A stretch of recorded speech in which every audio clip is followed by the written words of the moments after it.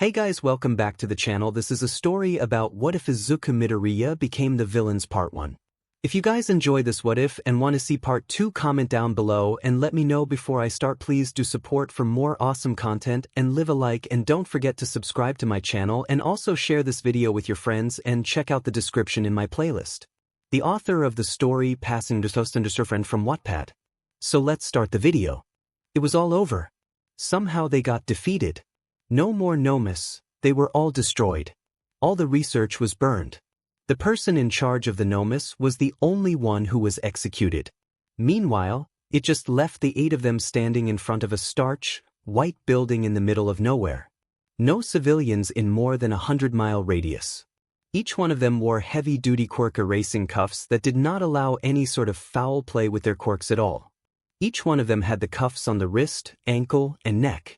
They really couldn't imagine what would happen to them, but this kind of solution was nothing they thought about. All for one was taken to a maximum security prison.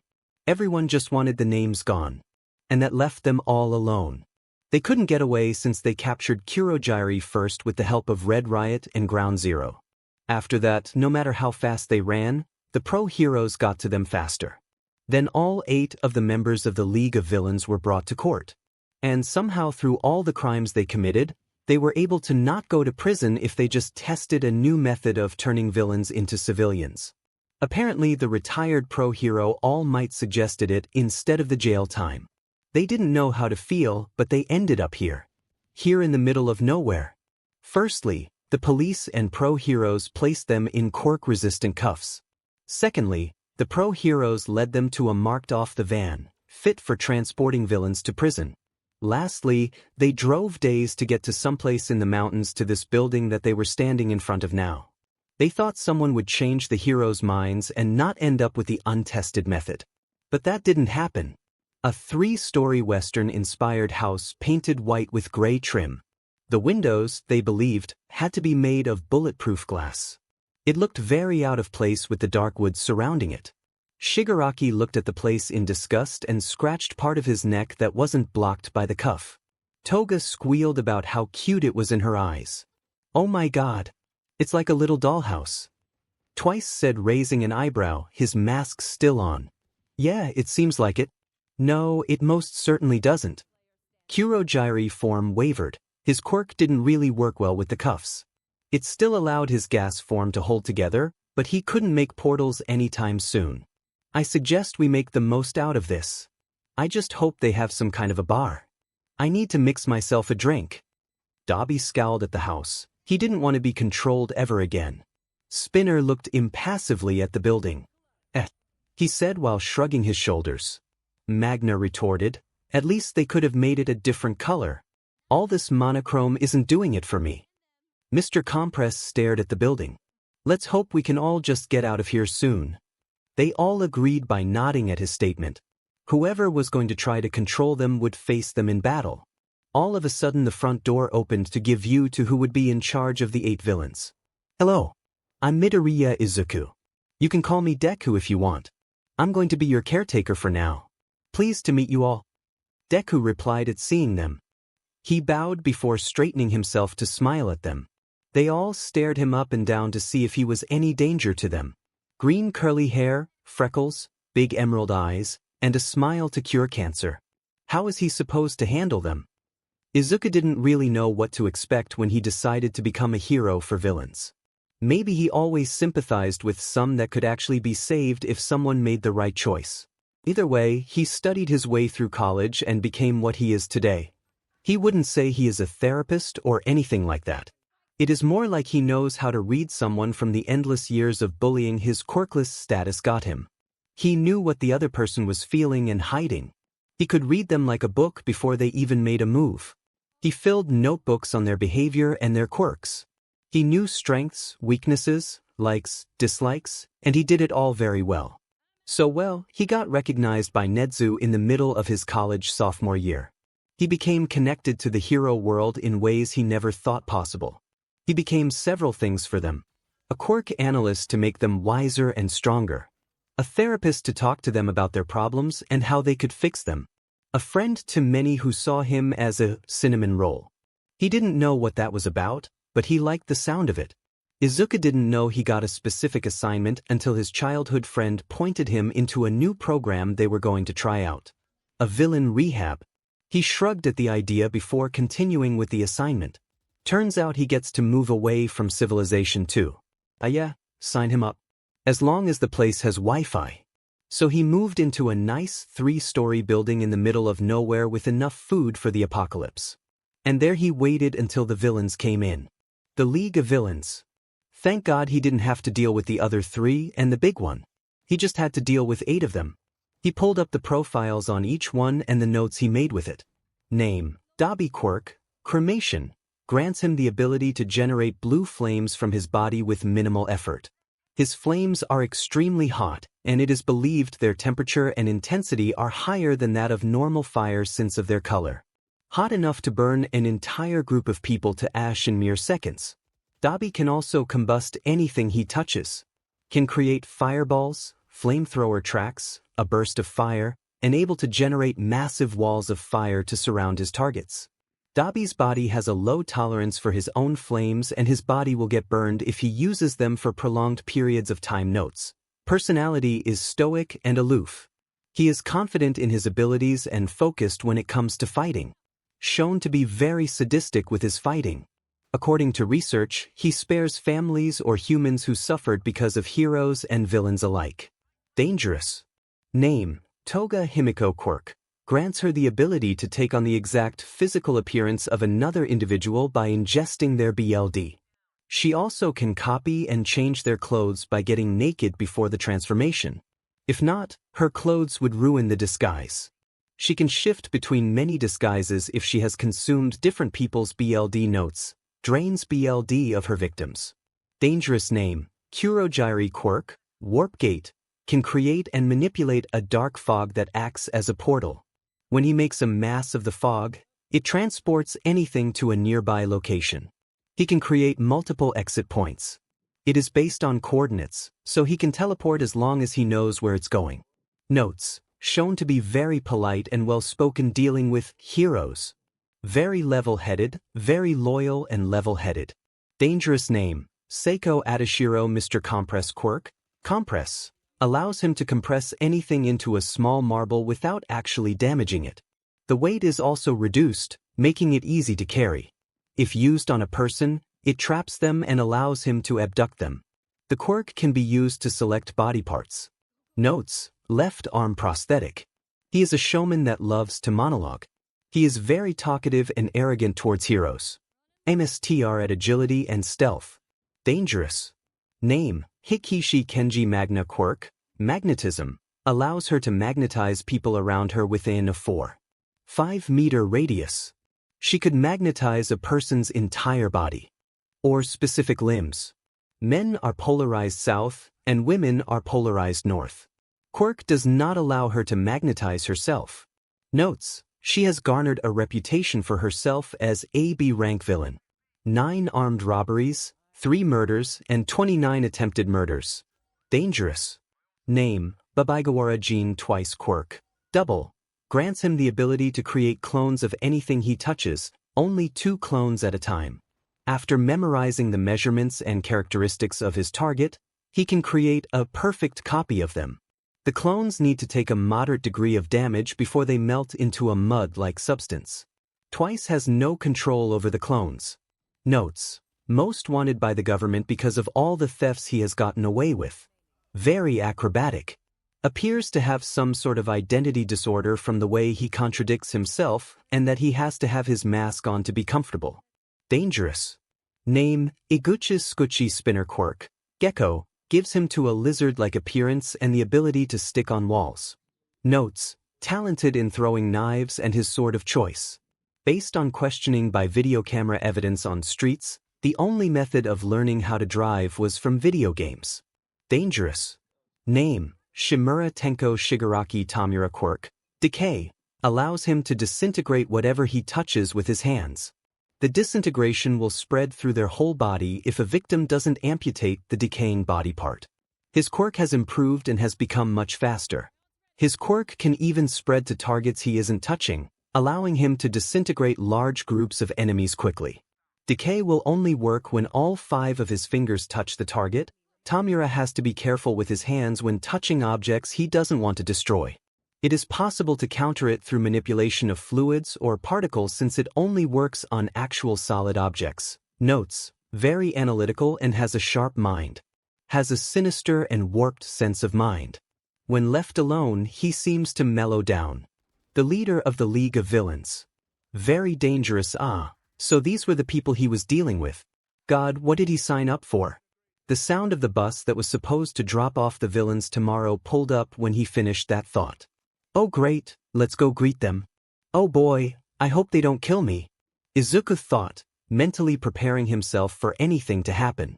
Well, this is kind of awkward, Izuku thought as he looked at the villains that were seated in the living room area. He was at being in the open kitchen watching them looking around curiously. He was grateful and worried about the cuffs that instructed their quirks. I know that they are supposed to keep it on to prevent them from escaping, but it looks so uncomfortable. So, the villains all turned to stare at him with hate-filled eyes. How's it going? Izuku asked, hoping that the atmosphere might lessen with an easy icebreaker. I don't know. Everything that we worked for is pretty much done with. Our whole purpose of doing this got stopped by no good fake heroes. We have our quirks taken away from us by these constricting pieces of junk metal. We are being used as an example of the Heroes Society's own enjoyment.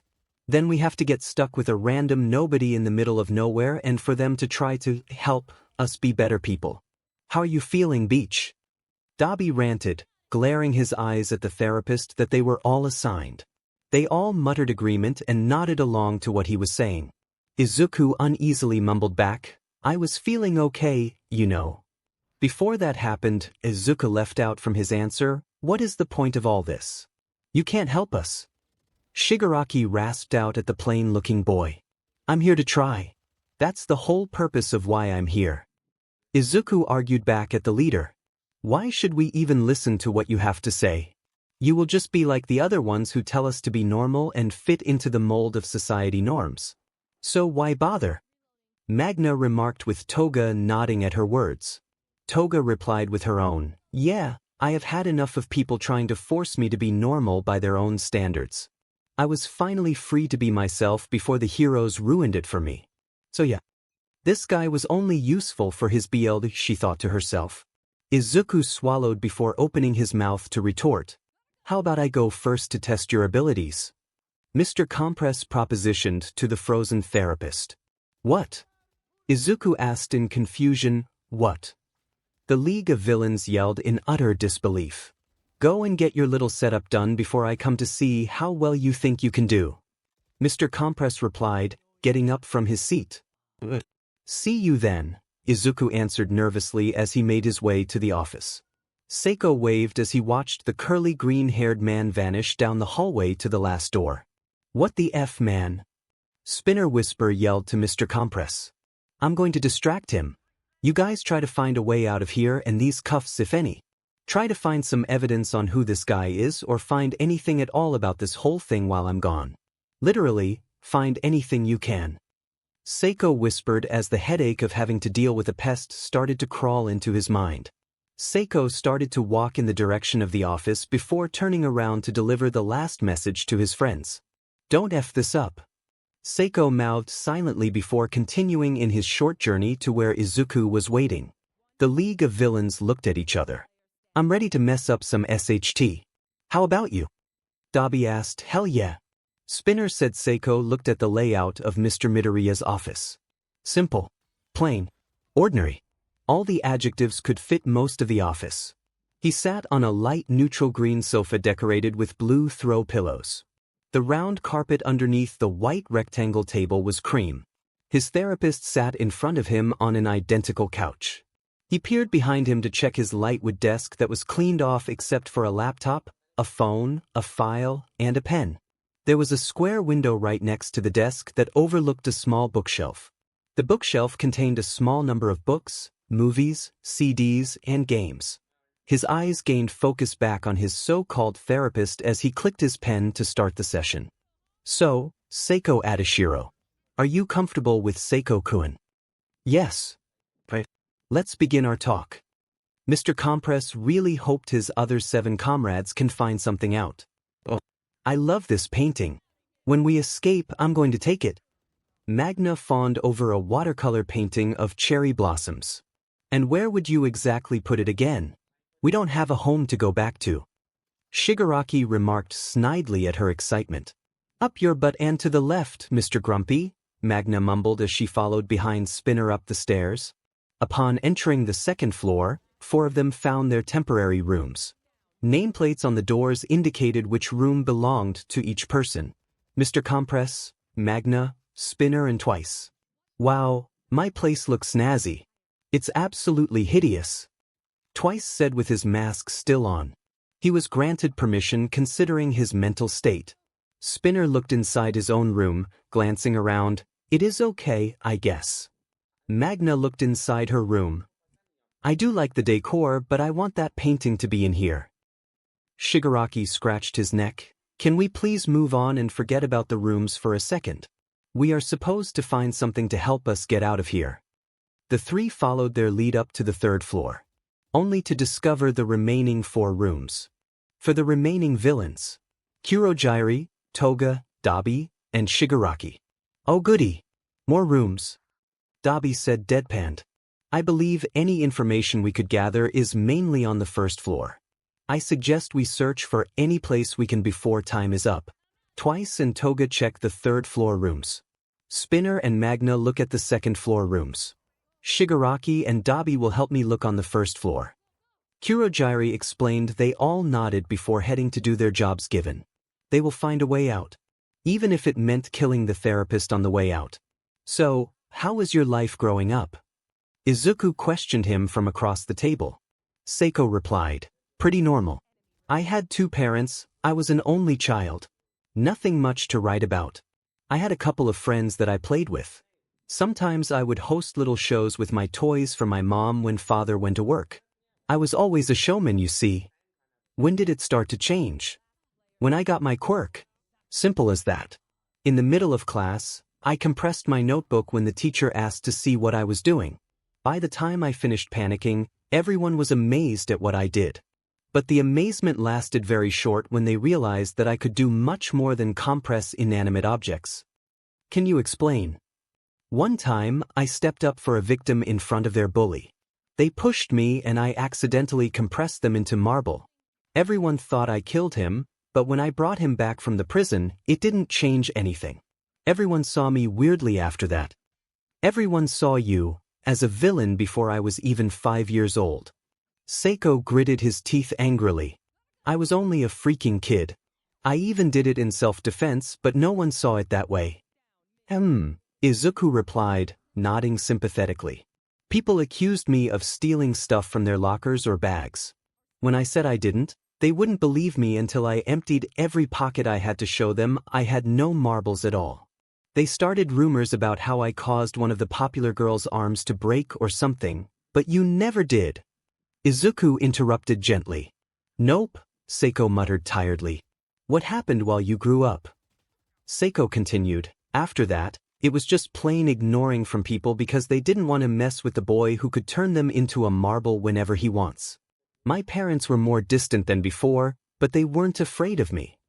What brought you to the decision to join the League of Villains? I was having trouble finding a steady job. I was working part-time at a movie theater. There I was introduced to the vigilante, Stain. I was inspired by Stain and his ideals of a fake hero society. His method of killing to bring out the fake idols that everyone worshipped. I admired that. I don't think so, Izuku said offhandedly. What? Seiko asked slowly at the therapist sitting across from him. It wasn't right to murder them. Okay, then tell me. How else would he bring his message? What do you have to say about his legacy? You can't say he wasn't doing it for the right reasons. Tell me truthfully. Hate just brings more hate. I know a lot about how corrupt society can be, but that doesn't give a right to murder. And his principle about fake heroes, I don't get who falls into it. He said only All Might, but All Might rush in without thinking and impulsively saves. Some heroes can't do that and instead have to plan out their moves. He punished 𝗔𝗂𝘁𝗵𝗲 for a death he didn't even cause. So what do you believe? Izuku smiled warmly, that everyone deserves a chance. No matter the quirk, no matter the last. They can be who they want to be. So if I wanted to be a hero. Seiko snorted, raising a brow in question.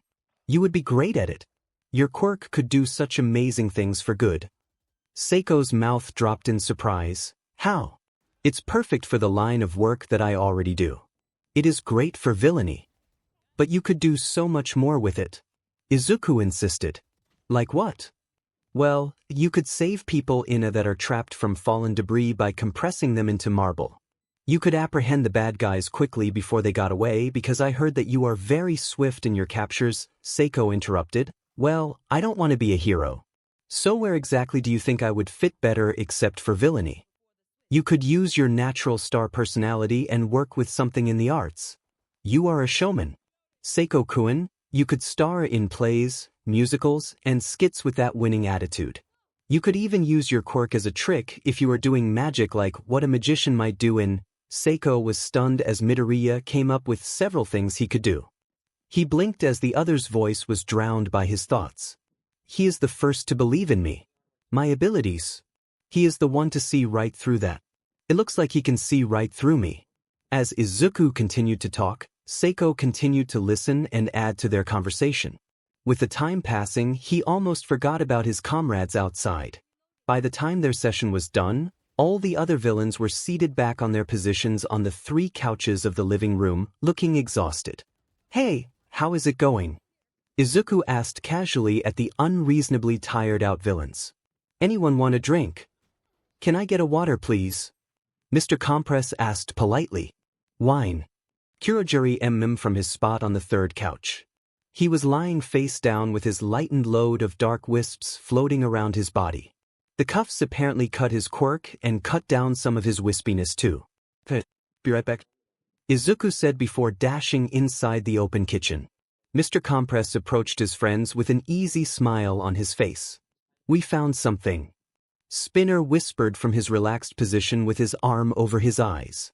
Seiko's eyebrow rose. What did you find? Izuku isn't a licensed professional at all. Also, Magna wants a painting. Spinner whispered a little quieter. Hell yeah I do, Magna groaned from her spot. What are you guys talking about? Izuku asked curiously. Magna wants that watercolor painting. Spinner said nonchalantly. Oh, the cherry blossom one. I painted that actually. Izuku responded cheerfully before handing a glass of iced water to Mr. 𝗵𝗲. I'm glad you like it. Wait, you painted that? Magna asked loudly in disbelief. I painted all the paintings that are hung up in this house. Those cherry blossoms came from a palace I was feeling happy. The other ones, oh. I don't really want to remember the ones I made from back then. Izuku explained while he handed a tall glass of wine to 𝗕𝗁𝐁𝗵𝗲. Well, I think the cherry blossoms are very appealing, Magna responded from her seat. Thanks for the compliment. I'll be happy to move it into your room if you would like. Izuku replied happily with a gentle smile. I would appreciate that very much, Magna answered. When Izuku turned his back, she flipped off Shigaraki while mocking him with silent laughter. Ha! She mouthed to Spinner. Spinner rolls his eyes. Hey, are you even a professional? Do you have any kind of license to actually be doing this? Izuku paused after putting the wine bottle back in the drawer. I'm not a licensed professional, but I am qualified to help you all. 𝗬𝗶𝗵𝗆 asked, how the F can you help us if you aren't even an actual therapist? It was essential that I wasn't a licensed therapist apparently, Izuku responded simply. 𝗬𝗶𝗵𝗆 was even more confused. What? How the foo? 5K, it's because you wouldn't actually want to talk to them, would you? And they wouldn't want to deal with you guys.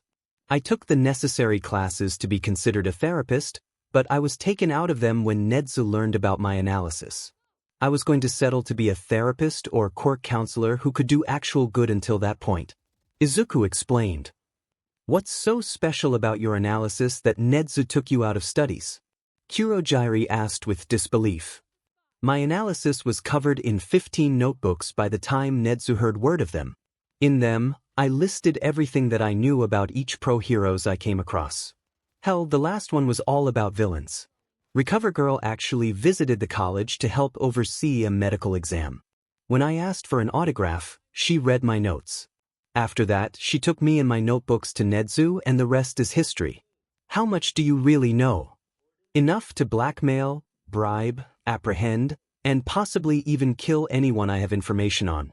I learn their quirks very quickly from any fight online or in real life I see. From there, I break down what their strengths and weaknesses might be. Any weak points or strong points are listed down in that notebook. When Nedzu saw it, he took me under his wing to teach me personally, and that allowed me to make some new friends and gain one back. Are you telling Medhat you had valuable information on every single hero? Shigaraki asked while scratching his neck up bad. Izuku reminded with a calm grin, and the villain. I still write in those notebooks to this day. The notebooks are actually being used to their fullest potential. Wow, Seiko commented with wide brown eyes. Everyone's jaw dropped. They were captured by a skilled team of pro heroes that somehow found out their weaknesses and drawbacks. Could it be that Izuku's notebooks helped them accomplish that? I'll just set up the painting in Magna's room then. See you in a bit. Izuku called out cheerfully before heading up the stairs to take down the painting from the wall. I'll go next time while you guys go look around for something new. Spinner volunteered. The others nodded while Mr. Compress sighed and sat down. I'll be here. Taking a much-needed break for myself. Seiko relayed while sipping on his iced water. Cool and refreshing. Kurogiri took a big gulp of the red wine in his glass. Oh God, this tastes so good. Count me out of this hunt too. I'll be here enjoying every last drop of whatever the hell is in this glass. Oh great. 𝗕𝗶𝗍 sighed in irritation. Spinner and Magna bit back a laugh at how the other two were acting. They all agreed to actually begin the hunt tomorrow since everyone was tired from the scavenger hunt from that day. I'm back. What's for dinner? Toga groaned out to him. I can make something for everyone. Izuku offered. They all agreed, and soon Izuku was off whipping up some quick ramen for everyone. While they ate, the seven glanced at each other while Seiko chatted with Izuku about learning to cook himself. After they ate, each of them retired for the night. Relatively calm for now. When everyone was asleep, Magna laid awake, admiring her new painting until she fell asleep as well. In the morning, while Izuku made cinnamon rolls for breakfast, the villains gathered together on the third floor. Seiko expressed how he'd rather stay out of it for now, before he headed downstairs to watch Izuku ice the cinnamon rolls. Seiko joined Izuku down at the kitchen while the others talked out their plan. Hey, could you help me learn about cooking or baking something? I want to do something today, you know. Izuku blinked with a cinnamon roll in his hands. Sure. No problem. How about you start with something simple like cookies? Izuku suggested while Seiko took the cinnamon roll out of his hands and ate it. The seven concluded their plan to check the house again while Spinner is distracting him with his talk. The villains headed downstairs when they caught a peek at Seiko taking notes while Izuku talked about temperature and time. I volunteer as tribute for your next session, Spinner said while getting up from his comfortable seat on the couch. Okay. You go ahead and take a seat. I'll be right there with you. Izuku replied before grabbing a cookbook from a kitchen drawer. Just follow the instructions and you should be set to make some chocolate chip cookies. Seiko nodded, which Izuku smiled at before excusing himself to start Spinner's talk session. The villains nodded at each other, Kurogiri's nod a little slower than the others. Apparently, the wine was stronger than he thought. Spinner looked around the office while in his seat with Izuku readjusting his clipboard across from him. So, 𝐒𝐭𝐻𝗄𝐻, are you comfortable with me saying 𝗕𝗂𝐁𝗄𝐁? That's all right. Let's begin, shall we? Spinner hoped that this time his friends would actually find something more useful. Now that I'm looking at some of these paintings, I'm really wondering why most of these are like really something. I really love them. 𝗬𝗏 commented while looking at a particular watercolor that looked to be a flame diminishing in a sea of water made of green. Made of green. Depressing. Toga suggested while she looked at a particular one. A painting of a green-haired teen standing still in darkness with a middle school uniform on. Multiple colorful scenes are drawn out above him, very different from the black background he was surrounded by. A scene of two children. One sitting in a stream looking angry at the other who was standing above them with their hand held out. Another scene with 3 angry shadows. The last scene was a appealing sky picture from on top of a school rooftop with his school shoes right near the edge. Since Izuku made the paintings, the villains checked all of them for any clues as to what Izuku was hiding from them. Shigaraki found himself looking at one that portrayed what he assumed to be the younger version of Izuku wrapped up in a hug by his mother. But he was crying and she was crying in a dark room only illuminated by a computer screen. Kurogiri found one with Magna that looked to be a painting of a middle school student that looked like him standing alone in a classroom. Their uniform looked burnt in certain places and their cheek had a nasty purple bruise forming. And 𝗕𝗵𝗵 seemed to have the only happy painting in front of him. A family portrait of Izuku and his mother. A future one based on the height of Izuku and the gray hairs starting on his own mother. Izuku sat on the couch with his arm around his smiling mother as they posed for the picture. Each of them moved on to checking anything they might have missed from yesterday's hunt, but they each separately wondered about Izuku's past. Why the hell did it seem so sad? Seiko wasn't struggling that much. It's just, what the F is the difference between a teaspoon and a tablespoon? Each spoon that the kitchen had was the same F size. Did it make that much of a difference? He thought angrily, picking up spoons of the same size. He shrugged before guessing the amount of salt. He poured a cup of white sugar and a considerably less of the amount of salt into the dry mixture. Then he added the brown sugar before sighing. Now time for the wet ingredients, he thought, turning around in the direction of the fridge. He opened the door and looked inside before he started panicking. Where the F are the 𝐒𝐻𝐁𝐵. Seiko whisper yelled into the open fridge door. How was your life growing up? It was just fine. My mother raised me by herself when my dad left, and she tried her best to put food on the table and take care of me while working 2 jobs. Would you believe me if I told you my dad was also absent and that my mother was basically a single mother as well? I could take a guess with how well you cook and apparently bake too. Izuku laughed at 𝗓𝗂𝐁𝐵's comment. So what happened before your quirk and after? Yeah, the quirk is where the trouble always starts sometimes. Nothing unusual happened before I got my quirk. I was always a loner that didn't have many friends or any at all. I mostly had classmates that I saw every day and that was it. Izuku nodded. And what happened afterward? Well, I was one of the last to develop in my class. 𝗓𝗂𝐁𝐵 started. Everyone was gushing over how cool their quirks were or how perfect it would be to become what they wanted to. But when I said I wanted to be a hero, things took a turn with my classmates. They kept saying that it was practically useless. The only thing my quirk does is gives me my appearance and make me able to stick to walls. 𝗓𝗂𝐁𝐵 continued with a glare. That's when it started. Kids who didn't really talk to me made fun of my appearance before ridiculing my weak quirk. I was basically ignored by all my classmates besides the talking behind my back. Once I got a love letter only to show up to her and her friends laughing at me that I actually believed that anyone would actually care like that for me. Izuku nodded with a grimace. Let me guess. Meet me on the rooftop after school. I want to tell you something.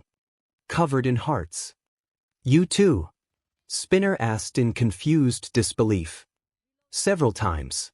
Some were girls to make fun of me for actually believing in it and others were boys who were looking for a punching bag. Geez, 𝗓𝗂𝐁𝐵 commented. Yeah. So did the bullying continue? Izuku asked, getting back on topic. 𝗓𝗂𝐁𝐵 shrugged. Pretty much. It wasn't really severe as physical, but it did wreck me on the inside, you know. Basically made me feel weak and useless for a long time. After years of that, I was struggling to find something to get into. I couldn't be a hero, so what else was there for me to do? I was in between part-time jobs when I found Stain and his whole outlook. Then I found the League and the rest is history. So Stain and his principal, I heard it from Mr. Compress about you saying stuff about it. I just wanted to say that heroes work differently from All Might.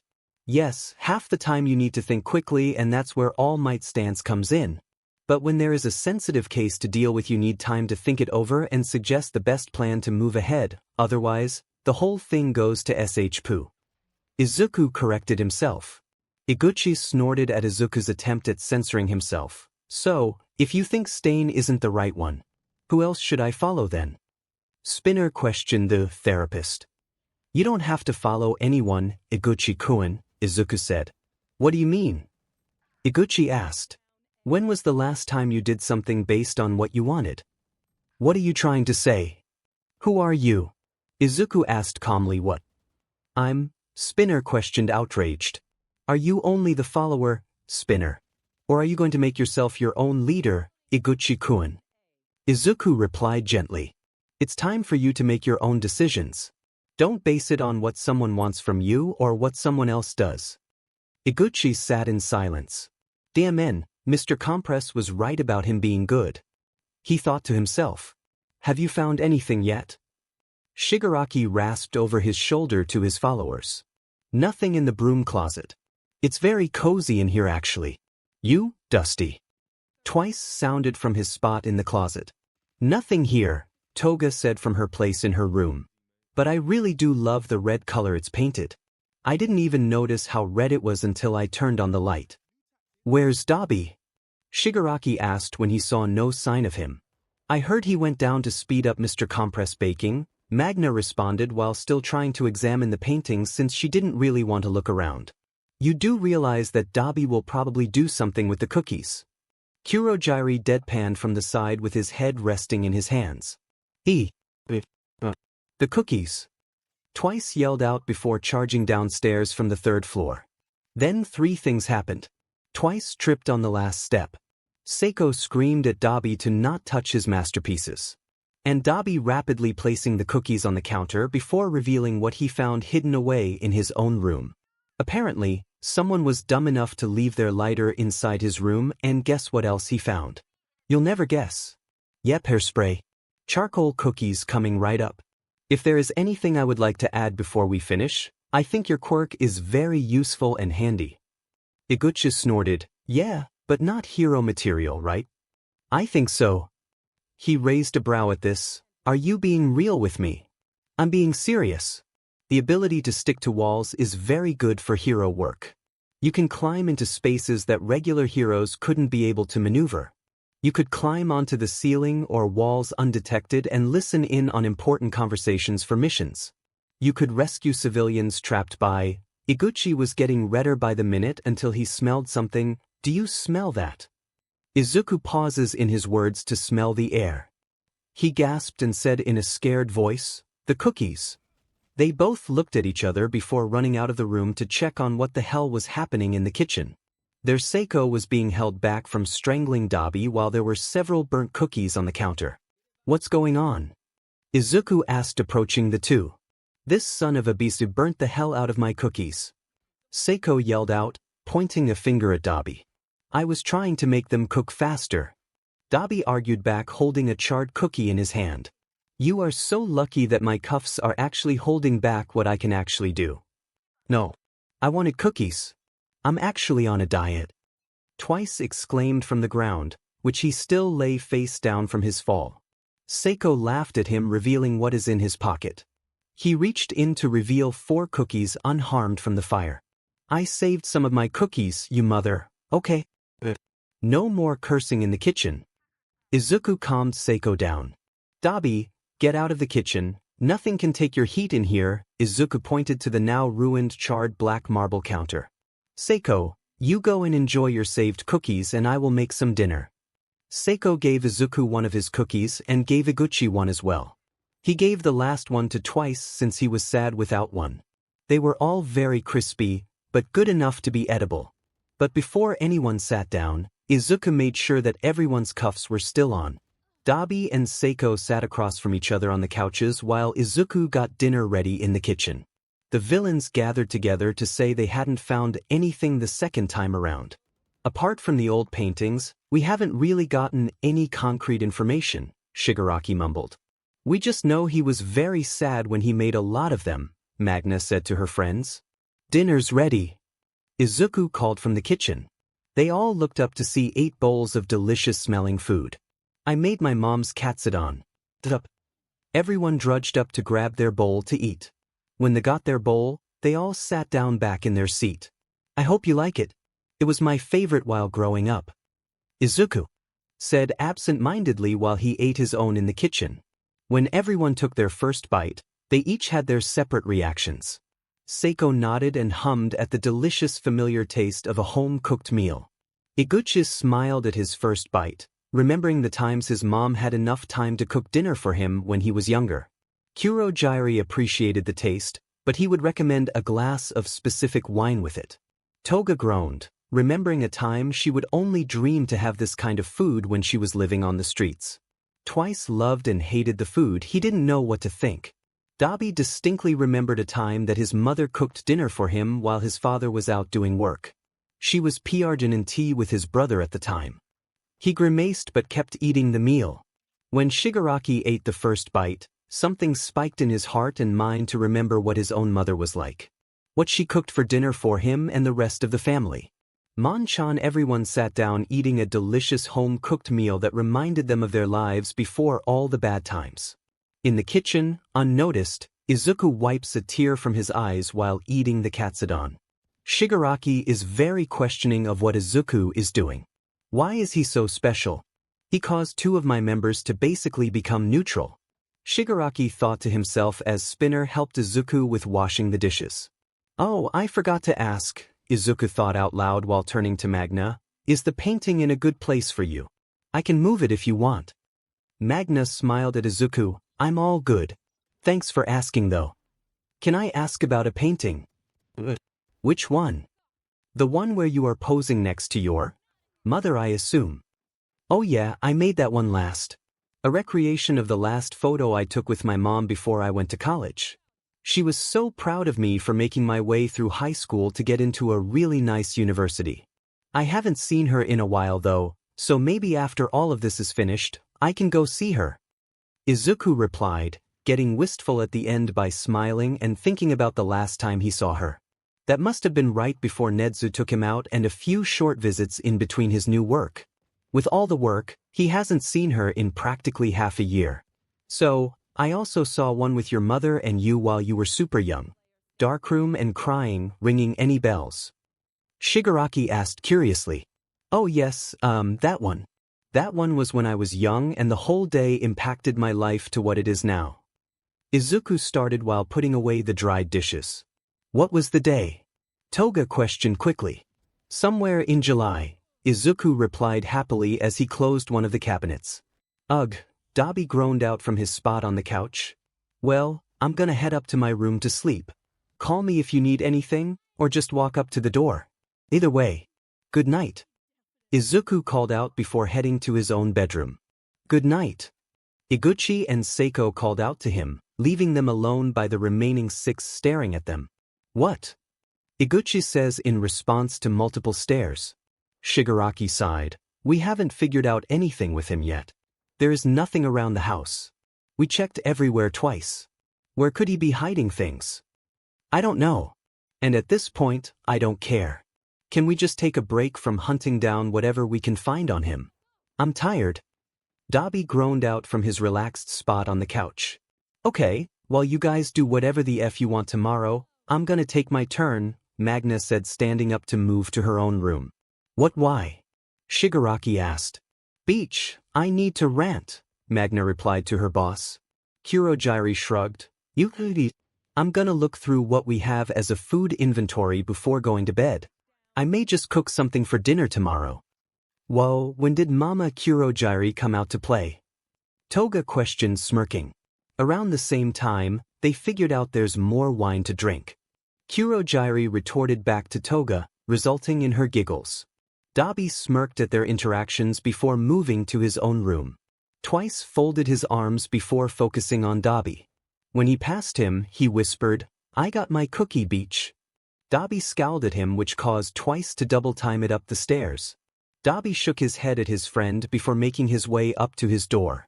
Toga followed after them as Kurogiri took to the kitchen, opening cabinets and drawers to find out what they had in this house. Iguchi and Seiko sat next to each other and whispered about their experience with Izuku. He is like a cinnamon roll that you just want to squish, you know? Iguchi asked Seiko. Oh, thank goodness. I thought I was the only one to see it that way. Seiko whispered to him. The next day, everyone eventually came down from their bedrooms. With no real purpose to find some evidence in the house, everyone caught up on some well-needed sleep. Shigaraki came down with the messiest head of hair out of all of their frizzy heads. Except for Magna, she was great with making sure her hair was straight, apart from a few flyaways. Izuku was already awake and preparing 8 bowls of cereal. He gave the bowls to each person that wanted either the plain or the fruity sugar kind. Izuku also made sure the coffee machine was on, just in case anyone wanted one. Kurogiri and 𝗬𝗲𝗵𝗆 took some coffee with their cereal, but everyone else had orange juice. After the lazy breakfast at around 10 in the morning, Magna finished hers first to tell Izuku what she had in mind for today. "Hey, can I talk to you today? I need to get everything off my chest, you know. I need to rant." Magna called out to Izuku while sitting in her spot in one of the couches. Izuku looked up from the dirty bowls in the sink. "All right." Izuku agreed. "Let me just dry off these dishes and put them away before I head on over." "Wait," Twice started from his place on the other couch. "Do you have anything we can do? Like a board game?" "I hate board games. I have a few games in my office and room. How about Monopoly and Guess Who?" Izuku offered when he remembered what board games they might be interested in. "Those sound fine. I haven't okayed Guess Who, but I'm interested to see how this goes." "Iguchi, how about you?" Seiko asked his friend next to him. "I'll play Guess Who just to get away from the others playing Monopoly." Iguchi retorted back to him, recognizing the competitive look in Shigaraki's eyes. Seiko replied back, "Yeah, it's gonna get ugly with them." He took notice of Toga rubbing her hands together in anticipation. "No kidding," Iguchi said, eyeing 𝗬𝗲𝗵𝗆's mischievous look. Izuku went to grab the board games while Magna got ready for her rant by standing up and shaking off her clothes. "Thank God, our rooms came prepared with clothes to change into, or else we will all be stuck wearing the same thing, huh? I'm thankful we have a place to shower." Kurogiri piped up from his relaxed spot on the couch when Izuku came back with the 2 proposed board games. "All right, Magna, you could go ahead to the office while I set these games up, okay?" Izuku offered to Magna as he set down games in a table. "All right with me, as long as I get to talk." Magna called out before making her way to the office at the end of the hall. Izuku set up the games in the table by setting out all the pieces before leaving the manuals into Kurogiri and Seiko's hands. "All right, I'll be going to start the session. You guys have fun." The 2 looked at each other before looking back at the other 5, waiting anxiously for the game to begin. "Good luck with Monopoly. Iguchi and I are playing Guess Who. Try not to die," Seiko said, patting Kurogiri on his back. Kurogiri turned to his designated group and sighed. "OSHT, so, Magna, are you comfortable with me referring to you as Magna-chan?" "Yeah, no problem," Magna answered. Izuku looked down at his clipboard. "Okay. So pronouns. She, her. All right, great, I'm just making sure," Izuku added. "Ah, that's so sweet of you. Thanks. Now let's get to my rant," Magna said as she got really comfortable on her chair. "All right. Let's begin," Izuku replied back to her. "Why am I in jail again?" Toga shouted at her piece that once again landed in jail. Face.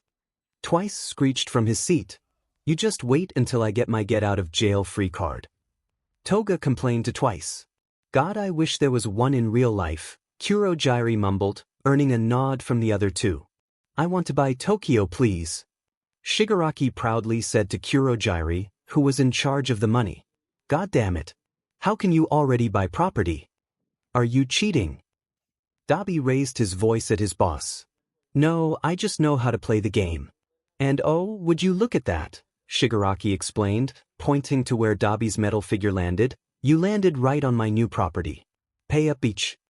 Seiko looked on with Iguchi as 𝗬𝗲𝗵𝗆 attacked Shigaraki by jumping over the table. "Thank God we aren't playing with them. Do you have brown hair?" Iguchi asked, directing his attention to his game partner. "Oh yeah," Seiko responded. "FL. Did you pick Steve again?" Iguchi complained with an eye roll. "What can I say? The guy looks just like me," Seiko responded, picking up the piece of Steve that almost looked like him. "Do you have black hair?" "No," Iguchi replied, making Seiko put down all the faces with black hair while 𝗬𝗲𝗵𝗆 tried to strangle Shigaraki. while Toga was dancing on top of the couch with her get-out-of-jail-free card in her hand. Kurogiri looked determined to get back to drinking after the game was done. So, Izuku started, "How was your life growing up?" "Pretty okay back when I still went by my dead name. Kenji Hikishi.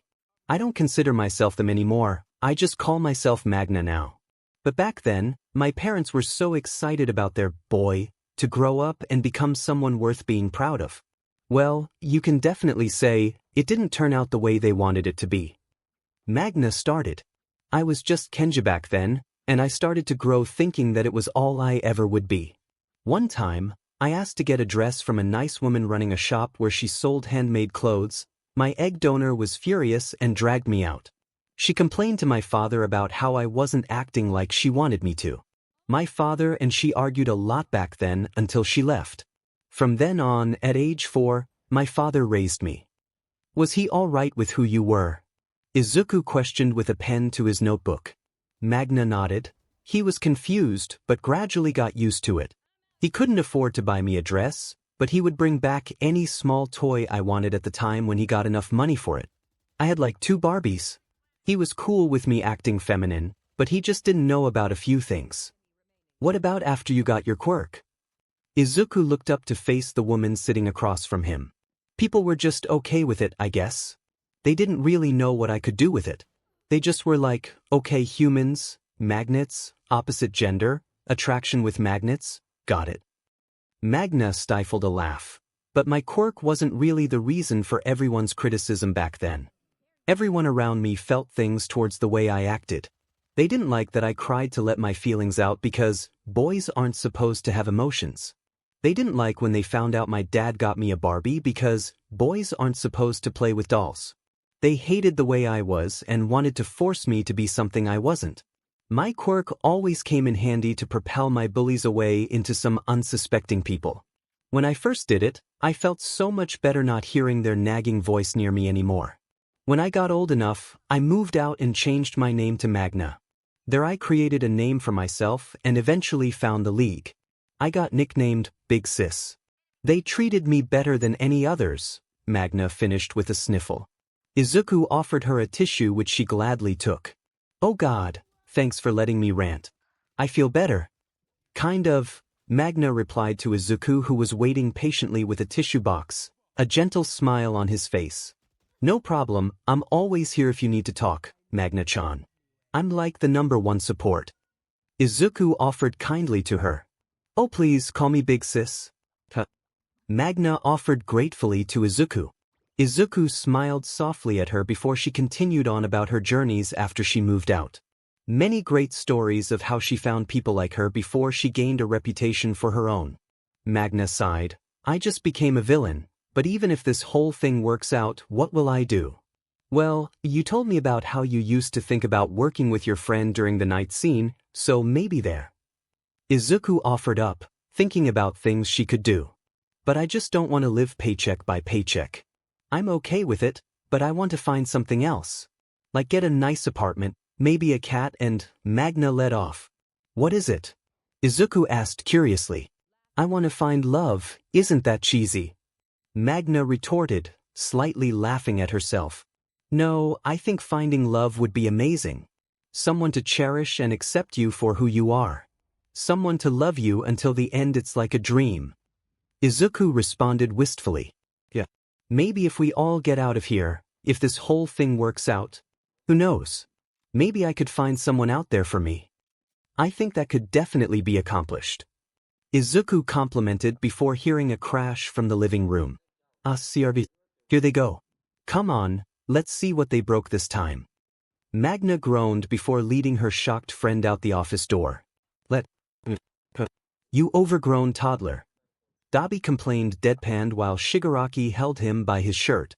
Hey, what's going on?" Magna complained as she strolled into the living room to see what was happening. She paused and looked around when Izuku came up behind her. Seiko and Iguchi were having a lovely time, relaxing with their new round of Guess Who with a glass of water by their side. But on the other side of the room, Twice and Toga took bets between who would win while Kurogiri was trying to find the strongest alcohol he could in the kitchen. Shigaraki had 𝗬𝗲𝗵𝗆 in his grasp. He started it. Shigaraki complained over his shoulder. He was just whiny about not winning the last property. 𝗕𝗵𝗿 yelled back at her while being slightly suspended in the air. 𝗕𝗵𝗿 was taller than Shigaraki, but Shigaraki gamer rage fueled him to at least pick up 𝗕𝗵𝗿 a few inches off the ground. F put him down Shiggy. Geez, I leave you guys for what 20 minutes? It's actually been 2 hours, Seiko replied lazily from his own comm game. You took a long time in there. Oh really? Well, that doesn't give the excuse to act like children. Come on guys. Magna complained while Kurogiri found a bottle of whiskey in the cabinet. Oh, come to Mama Giri, Kurogiri praised the brown bottle of liquor. I'll be in my room if you need me. I'll try to get rid of the major pain they caused in my head. Wait, Kurogiri, we have pain relievers, you don't need to. Yeah, he's not listening, Izuku started to say while Kurogiri charged upstairs. Meanwhile, Magna separated 𝗕𝗵𝗿 and Shigaraki from each other. Izuku noticed the silence and decided to break it. So what do you guys want for dinner? Shigaraki's head on a plate. 𝗕𝗵𝗿 complained with his head in his hand. I'm sorry I don't cater to cannibalism, Izuku apologized while Shigaraki looked offended. 𝗕𝗵𝗿 chuckled a bit while Toga and Twice launched into full-bellied laughs. Shigaraki stayed silent when Magna clapped a hand around Izuku's shoulder. I'm feeling like soba. Come on, I'll help you 𝗕𝗵𝗿 it up quickly, Magna offered to lead the way to the kitchen. Izuku followed behind with an excited smile. After soba for dinner, everyone went to bed with their stomachs full, even Kurogiri, who had his supper delivered to him in his room. But the following morning, Kurogiri was having some hangover troubles.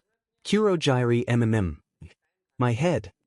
I told you that we have pain relievers, you should have listened. Izuku fretted as he replaced a wet towel on what he thought to be Kurogiri's forehead, breathing a sigh of relief when the wet towel didn't fall through the light mists around him. Next time, you wouldn't need to have this major hangover. Yeah, I get it now, Kurogiri mumbled with his yellow eyes narrowed into a pinch from the huge headache he had. Izuku sighed before continuing to take care of Kurogiri while the other villains hung out in the living room downstairs. Would you mind if I wish to be the next one in your session? You know, after my headache is completely gone and my hungover state has vanished. Like later today or tomorrow, just when I won't feel like the room is spinning anymore. Kurogiri asked, looking up to him with his piercing yellow eyes. No problem. I will gladly talk to you when you are feeling better, but for right now, I'll help you with this whole situation. Izuku responded. Thank you, Midoriya. Kurogiri thanked him gratefully, placing his wispy hand over the wet towel on his head. Izuku smiled kindly. Please call me Izuku or Deku if you want. If you wish, Izuku, Kurogiri said politely before groaning with his hand pinched to his temple. They both nodded in respect to each other before Izuku continued to make sure Kurogiri was comfortable. Meanwhile downstairs, Shigaraki was growing more upset that he hasn't found anything on Izuku. Shigaraki rasped while scratching his neck. Is there anything we can find on him? Anything at all? Toga shrugged. I have no clue. At this point, I'm tired of looking and coming up with nothing. 𝗕𝗵𝗿 scowled. I can only guess that his office where he conducts the whole session things is where he hides the stuff we are looking for. Twice replied with a hum. That makes sense. You lost me. Shigaraki glared. That might be true. The only place we haven't checked is inside that office since he is always there. How are we supposed to get inside since every session takes place there? Toga asked right before Izuku appeared at the bottom of the stairs.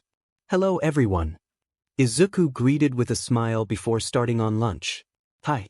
Hey, where's Kurogiri? Seiko asked as he approached the kitchen to see what Izuku is making. Oh, he is staying in his room right now. He has a major headache amongst other things, but he will be all better by tomorrow. That's good to hear. Hey, what are you making? Seiko asked Izuku while Shigaraki had an idea. If Kurogiri has a hangover, this could mean good news for us, Shigaraki stated. Why? Twice questioned in a curious tone. Shigaraki paused in his neck scratching to say, after Kurogiri gets out of his hangover, he will try to stay in his room as long as possible even after getting out of it. which means that 𝗬𝗁𝘁𝗵 can distract Izuku for enough time with whatever upstairs while we hunt in Izuku's office. Solid idea, but when do we do it? 𝗕𝗶𝗍𝗍 asks. Tomorrow. 𝗬𝗁𝘁𝗵 doesn't get over his hangovers fast, but they always wear off by the next day. All we need to find out if 𝗬𝗁𝘁𝗵 is the next one to have their session. If he is the next one, he would want to stay inside his room. When that happened, we make our strike. Shigaraki grinned at his plan. So all we need to find out if 𝗬𝗁𝘁𝗵 is next. Toga asked. Yeah, Shigaraki said simply to her, causing her to turn around to face Izuku. Hey, Izuku. Toga called out. Yes. Izuku asked hesitantly. Who is the next on your list for therapy?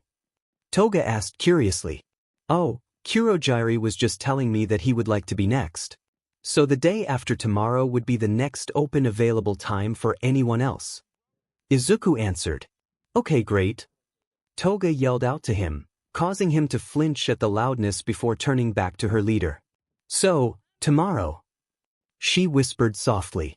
Shigaraki nodded. Tomorrow. Seiko laughed at Izuku's joke about bacon, followed by Izuku's own bubbly laughter. Magna and Iguchi joined them in the kitchen to help out with breakfast. Time will tell when they finally strike. The next morning, Izuku came down from his room to get breakfast ready for the others. One by one, they came down to enjoy a simple meal of toast with eggs with some bacon on the side. They each enjoyed their meal, especially the four who planned on having some real fun when Izuku was gone. Izuku walked inside his office, to the staring eyes of the other four villains. When he walked out into the living room, he started to tell others what he planned to do that day after breakfast. Izuku said while getting a small notebook and pen ready, Hey guys, I'm going to go talk to 𝗬𝗁𝘁𝗵 in his own room since he is more comfortable there, and I don't want him moving too quickly. Oh, no problem. Seiko replied while he sat on the couch next to Iguchi and Magna. We are going to teach Magna about Guess Who while you are gone. Iguchi pointed a look at Seiko while smiling. Yeah, if she doesn't pick the same person each time, right Seiko? What's with the look? Seiko responded, snickering from remembering the fact that he picked the same guy 4 times. Have fun, Izuku. Magna called out. Also, what about some pizza for dinner? That sounds good. I'll get to work on that after the talk with 𝗬𝗁𝘁𝗵. See you guys soon. Yes, see you soon, Shigaraki mumbled watching Izuku disappear up the steps. Seiko, Iguchi, and Magna went to grab Guess Who of the table where they last out the board game. So, where should we play? Iguchi asked the others, looking over to the other 4 that looked sinister. I vote for one of our rooms because I don't want to be around them if they start playing Monopoly again. Good point, Seiko replied before leading the others to his own room up the stairs. Toga looked behind her to the other 3 seated on the couch. It's the time. Okay, are you comfortable? Izuku asked while settling on the chair right next to 𝗬𝗁𝘁𝗵's bedside. 𝗬𝗁𝘁𝗵 looked over with a teacup in his hands. Yes, the pillow behind my back is very cozy and this tea you prepared is very lovely. Izuku smiled happily. Thank you. Now, are you okay with me referring to you as 𝗬𝗁𝘁𝗵-kun? I have no problem whatsoever. 𝗬𝗁𝘁𝗵 shook his head before taking a long sip of the warm lemony tea. Izuku clicked his pen. Great, then let's begin our talk. What are we supposed to be looking for again? Toga whimpered, replacing the pillows she had thrown off the couch while she was looking. I don't know. Twice Whisper yelled as he ducked his head. To look on the bottom bookshelf. Shut up and keep looking, 𝗕𝗶𝗍 complained while searching through the closet off to the side. Why does he get to have the video games? Shigaraki pouted at seeing some of his favorites out of his reach the whole time. Shigaraki sighed and scratched his neck, tilting his head to reach a particular spot. When he tilted his head, however, he noticed one of the bottom drawers of Izuku's desk was slightly cracked open. Shigaraki smirked and thought to himself, time to see what he has been keeping secret. Okay, do you have red hair? Seiko questioned looking up at Magna. Oh, he's on to me, Magna thought as she looked up at her friend. Yes, Seiko asked with a raised brow. Are you Sarah? Yes. Magna replied slowly before pouting. You are too good at this game. Thank you very much. Seiko thanked her with a proud tone in his voice. He even stood up and took a small bow in confidence. "Oh really? Seiko, you better be prepared." Iguchi challenged as he took his spot replacing Magna. "So how was your life in the beginning?" Kurogiri began. "Well, my parents didn't exactly plan to have me. It was a simple unfortunate accident that caused them to try to hustle things around for my entry into the world. In the beginning, they tried their best to work with each other to raise me, but it was too difficult for them. They barely knew each other before the night I was conceived, and I was their only obstacle from separating. They began to realize that I was the cause for all of their misfortune. From my sperm donor not being able to get back together with his love and my egg donor not being able to go back to university. They settled into the mindset of believing that I was the cause of all their troubles that made them have to get jobs to support the cost of me surviving." Kurogiri said, staring into his teacup before taking another sip. "Again, lovely tea. What is this?" Kurogiri asked in curiosity.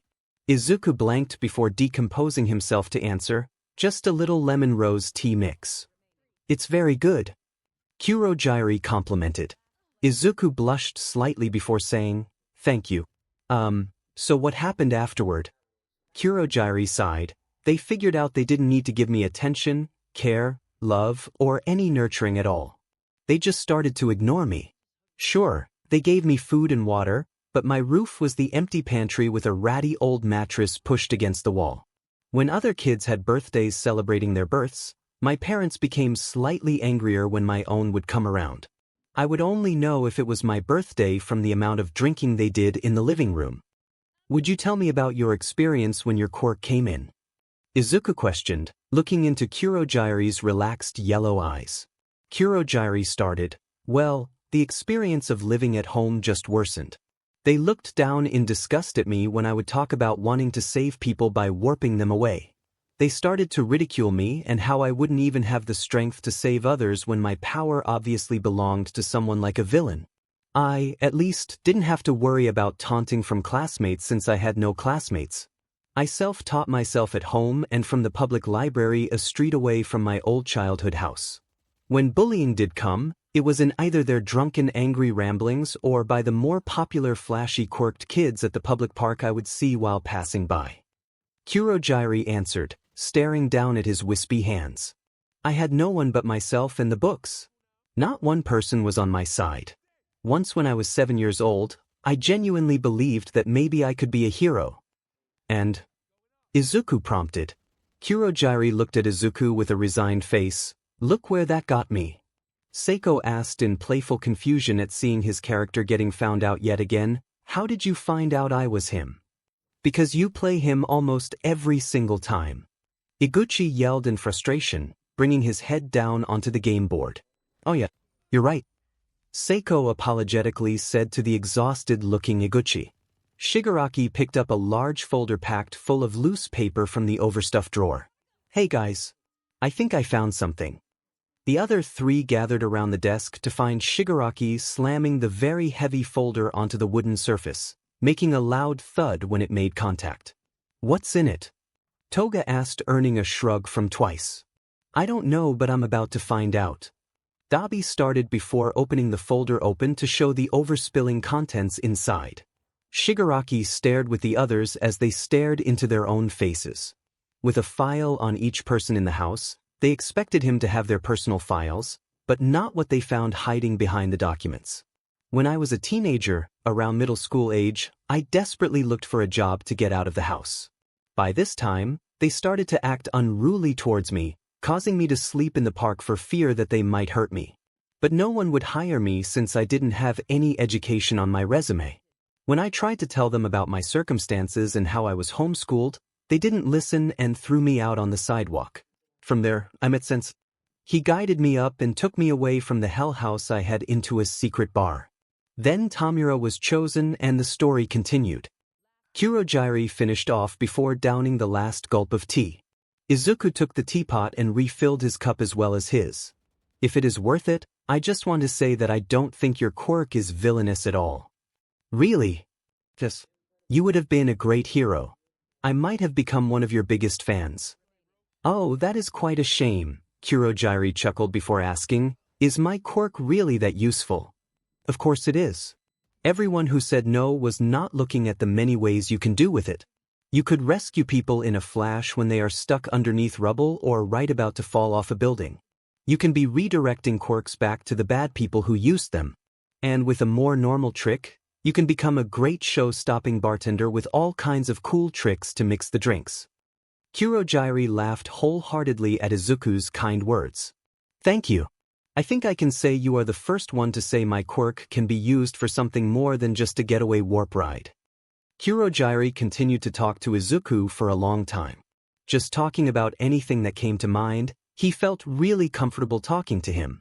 Kurogiri started to say, "Hey, if we get out of this place, when?" Izuku offered. "When we get out of this place, you wouldn't mind if I wanted to do more of this talking and catching up?"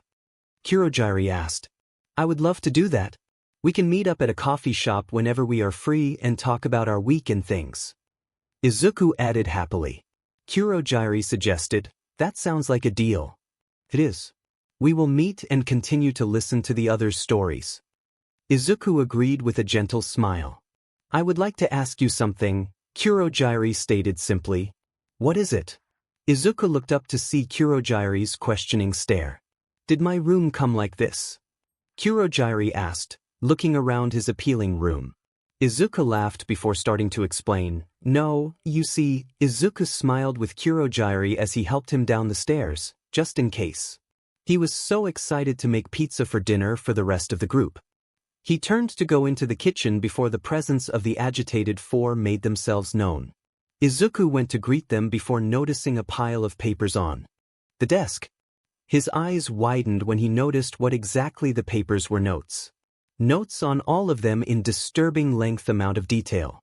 Each file on everyone had at least 5 pages of notes. I thought I already told you guys about my notebooks. This is what I do. I'm sorry if I offended you in some way. I didn't mean for anything like that to happen." Izuku apologized, seeing that the notes might be considered by them an insult in some way. "Oh no. You don't get to play the innocent act. What with all these extras notes? What's with all these words about unstable, need to fix it up, make it better, or my favorite one, everything needs improving? What is all of this?"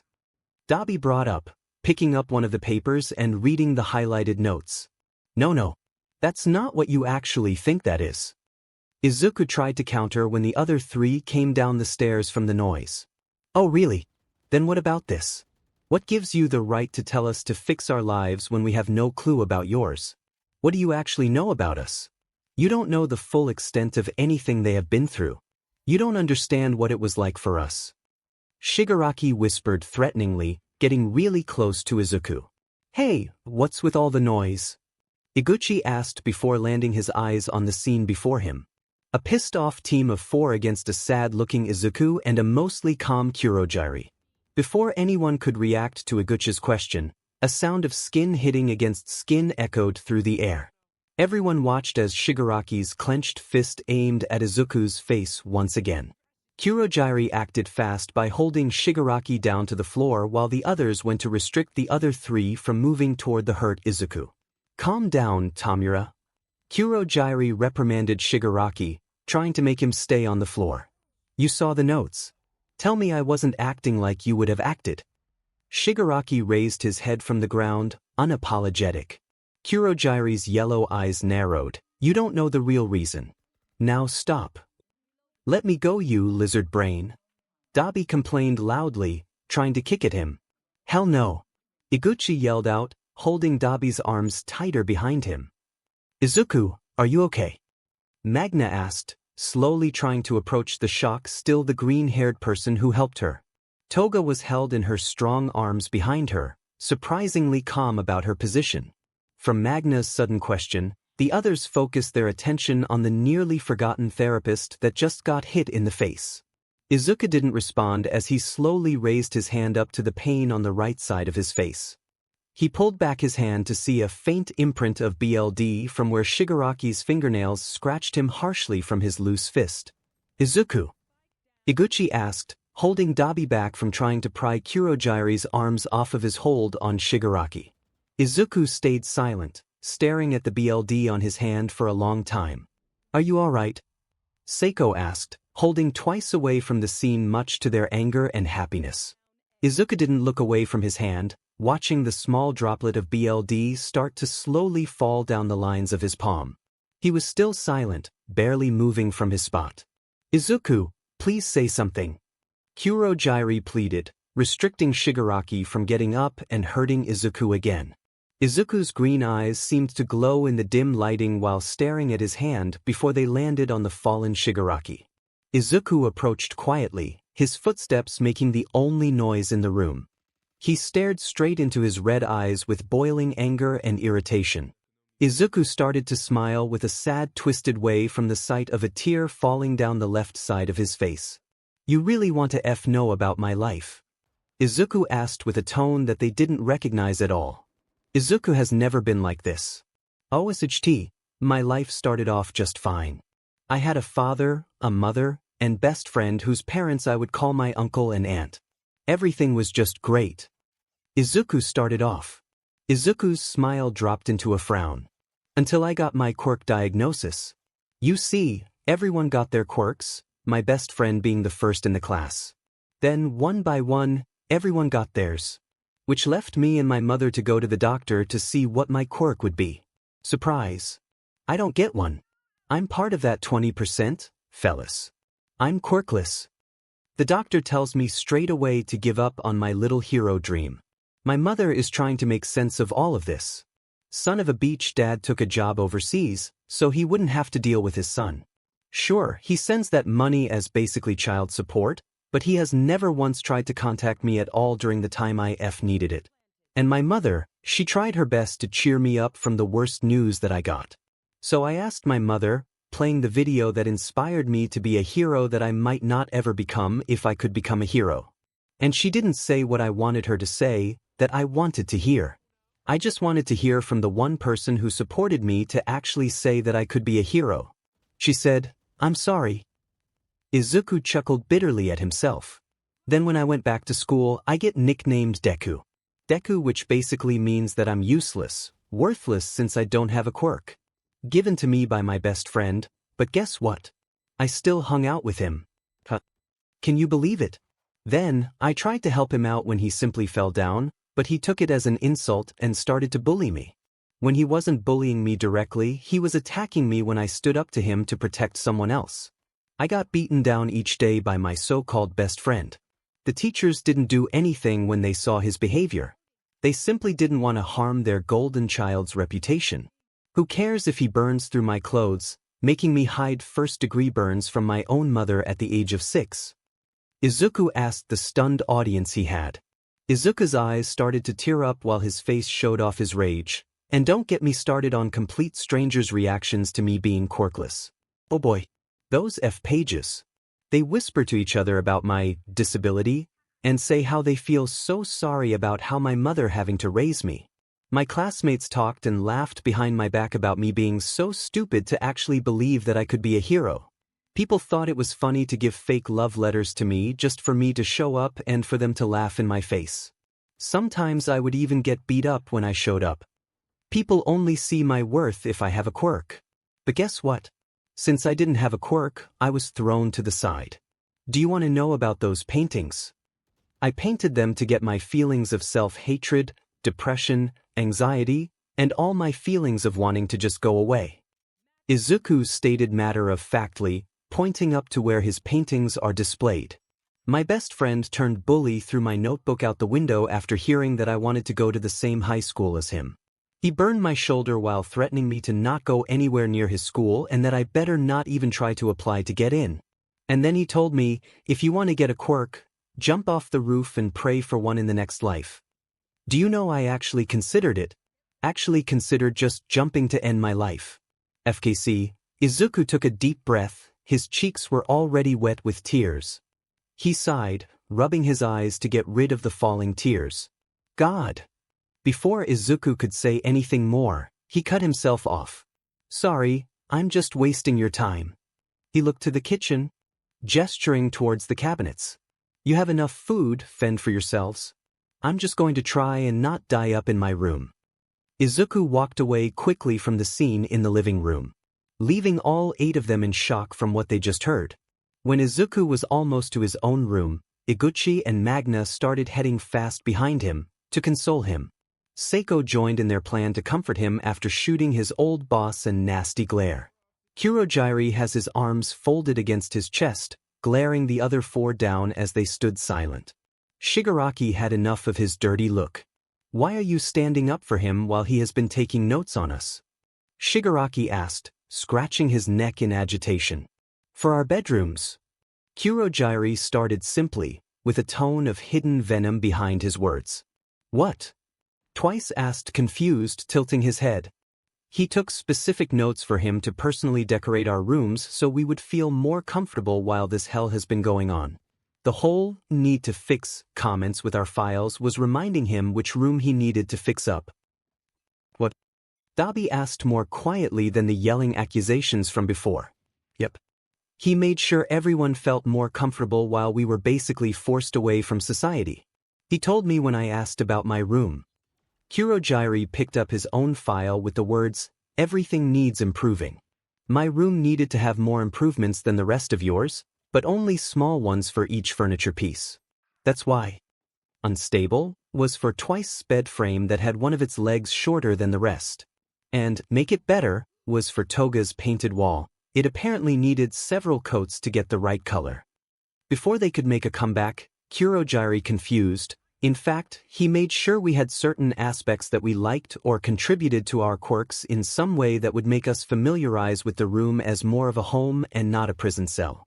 You know, the prison cell that he is trying his hardest, his best, to make sure that we don't end up in. And yet here we are now. Are you proud of yourself, Tomura? Kurogiri glared one last time before following the others to where Izuku headed to, leaving the other 4 silent in the living room. "SHT, Dabi mumbled angrily. "Yep, that's what I'm feeling like now." 𝗬𝗏 replied with a hand to his forehead. He let out a big sigh before placing his head in his hands.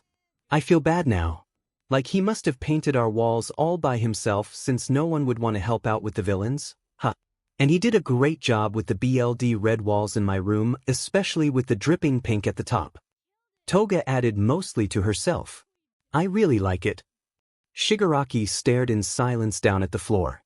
He didn't know that Izuku now he feels bad. Izuku stayed up in his room for the rest of the weekend. That night on Friday, the 4 ate together while the other 4 went back up to share with Izuku. The 8 were pretty separated from each other. On Saturday, Kurogiri watched over Izuku most of the time while the others dealt with the silence in the living room. Before 𝗬𝗏 stood up to talk to the other 3.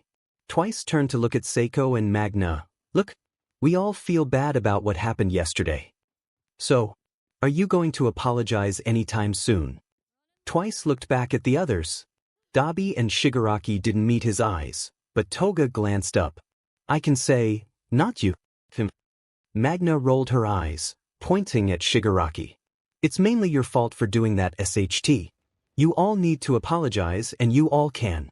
But Shigaraki is the one who needs to say sorry the most." "Why?" Shigaraki mumbled, scratching at the sofa cushions. But, what? F you. He is trying everything to make sure that we were all right. We never did the same for him. And Magna yelled at them before Seiko stopped her with his prosthetic arm. Seiko shook his head. "Don't try. He won't even get it. It's not worth wasting your breath." Magna scoffed and walked away from them, heading back to her room. "You need to learn what is up soon. Else," Iguchi said before going up to Izuku's room to check on him. "Shigaraki, learn quickly," Seiko stated simply, throwing back a glance at his former leader. That Saturday night each person stared up at the ceiling of their rooms wondering where everything went awry. Seiko sat down on his bed, resting against the tan wooden headboard. He sat on top of Burgundy's comforter with gray sheets and pillows softening his spot. The cool blue floor almost exactly the shade of the amulet he wore around his neck. With his head in his hands, he looked upon the bookshelf in the corner. It had books about magic, mystery, and endless tricks. There was also a stereo on top of the small bookshelf with a library of CDs from musical soundtracks. 𝐒𝐭𝐚𝐲 laid down on his stomach, reaching one of the books from his own personal bookshelf about abstract art. He had already picked up the one on martial arts and the art of being a ninja, but he was curious about why this art book was chosen to be in this room. His walls were a calming shade of green. His comforter was a lovely shade of dark green with a pink sheet. Magna laid down in her light brown sheets covered by her soft pink comforter. The cool frilled white pillows underneath her head, providing her a nice place to rest. Her cherry blossom painting in full sight with its appealing colors even lighting up the room late at night. The light brown bookshelves aligned with romance novels, a few by Jane Austen. The walls were painted a nice cream shade that complemented the hints of pink around the room. Kurogiri sat down on his white wine-red bedsheets with a glass of wine in his hand. The small bookshelf under his window was filled with books about wines around the world, types of drinks you can make, and one in particular on how to make disgusting shots. His walls painted a deep purple with a nice white trim. 𝗬𝗏 sat cross-legged on his black comforter with gray sheets and white pillows. The small bookshelf near his bed contained books about overcoming fears, facing inner monsters, and a multitude of empty journals. There was also a handmade box of popsicle sticks that had jokes on them sitting on top of the bookshelf. 𝗕𝗏𝗄 sat down on the corner of her bed with a pink heart pillow squished in her arms. Red for the color of the bed. Her bookshelf was about BLD. Well, they're covered nursing, but it included BLD. There were magazines of the kind of clothes she wants to wear, all kinds of cute, creepy clothing. There were also some books on how to crochet and knit yarn into cute animals and accessories. 𝗕𝗏𝗿 with his head resting on his hands while he lay down on his dark purple comforter with the blue bedsheet peeking out. His walls were painted a dark blue with accents of light blue, reminiscent of his fire. The books on his shelf were art books with famous paintings, sketches from famous people, and art from tattoo artists. Shigaraki laid awake clutching a dog plushie to his chest. It reminded him of Mon-chan. His comforter was light blue with white pillows. His walls were painted a muted blue with gray trim. He laid awake, looking over to the books that were in the corner in his room. Books about doing ceramics and pottery as a hobby. Izuku lay awake, thinking over what he did. He didn't mean to lose it like that, but he was just so frustrated, and hopefully, tomorrow will be a better day. Shigaraki finally decided. He was going to apologize just to bring the broccoli head back for the other four. Shigaraki thought back to the similarities that they shared with their backgrounds. Nobody was there for either of them. And look how differently they turned out. He sighed to himself, placing his hand on his face. Here we go, I guess. He mumbled to himself, going downstairs to join the others for the late morning. He headed downstairs ready to find the others, but not expecting to see a very tired-looking Izuku resting on the couch. The seven of them looked up at him when he came down the stairs. Kurogiri gave him a look. The others apologized already. Shigaraki sighed, nodding his head. He turned his attention to Izuku. I am sorry. What? That I went through the files and started assuming things.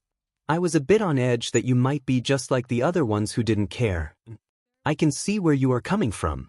I accept the apology, if anything else, to stop all these angry vibes around the house. I also apologize for disrupting everyone's time with my rant. Izuku smiled weakly, gesturing towards a video game that he set on the dining table. You guys want to play Mario Kart? The villains looked at each other and nodded.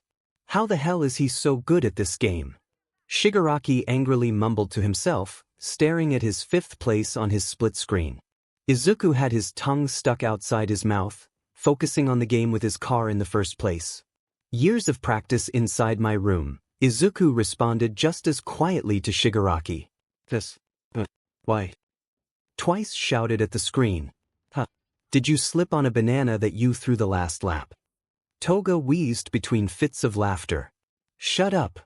𝗬𝗏 shouted, trying to quiet Toga's laughter with a pillow to her face. Dabi watched the three go at it on the TV screen. Meanwhile, a thought ran through the back of his mind. Who was Izuku protecting? Whose name did he leave out of his story? Dabi wanted to ask, but the look from Iguchi stopped him. I guess the rest will figure out sooner than later the information on who told Izuku to kill himself. The Mario Kart Championship ending up with Izuku as the winner. Kurogiri decided to bring out the alcohol to celebrate and to also make the others relax. Izuku certainly brightened up after a few drinks of tequila. 𝗕𝗵𝗿 was impressed on how much the small green-haired could drink. When Seiko asked about his high tolerance, Izuku laughed and said it was from his mother's side of the family. But even Izuku had a limit when his cheeks were red, but his face was somber. Izuku giggled, "Stupid Kaken? Who the hell is Kaken?" 𝗕𝗵𝗿 asked, wondering who that childish nickname belonged to. "You know, he was kind of a pages. He threw my notebook out the window that beach." Izuku grumbled, swallowing the last of his small drink of tequila. Shigaraki's eyes widened, so did everyone else's. So this Kaken is the one that caused most of Izuku's bullying. He tried to go with Lord 𝗵𝗵𝗵 for his hero name. Ground Zero sounds better than that middle school email name. Izuku mumbled happily, laughing to himself at his own little joke. Unaware of the villains plotting revenge on a certain blonde hero. "We kidnapped him once, we can do it again." Shigaraki scratched his neck. "You are worried about Izuku, admit it." Magna whispered. "Shut up. I'm not soft." Shigaraki rasped. Kurogiri raised his eyebrow at him. "Really now?" It had been several days of fully cooling off needed before 𝗬𝗏 had finally gathered himself together to volunteer as the next guest for the therapy session. At this point, he has a hope that maybe he won't feel so conflicted with himself after it. Maybe Izuku will have an answer to his undying fear that he might just be a clone and not his real self. 𝗬𝗏 has a feeling that Izuku might be the only one to actually help him since no one else had ever tried. "Hey 𝗬𝗏. Hey Toga. Good morning." 𝗬𝗏 replied, running a hand down his mask-covered face. "I am thinking." "That's never good." Toga snorted. 𝗬𝗏 retorted, "Shut up. I'm thinking about the Beatles." Toga suggested, making a chuckle escape from 𝗬𝗏's mouth. "No. Oh yes." 𝗬𝗏 replied, letting more laughter go. Toga laughed with him before it got quiet again. 𝗬𝗏 finally spoke up again. "I want to do a session with him." "What?" Toga asked, curious as to why he wanted to. 𝗬𝗏 responded, maybe it will actually help. I don't know, but I want to try at least."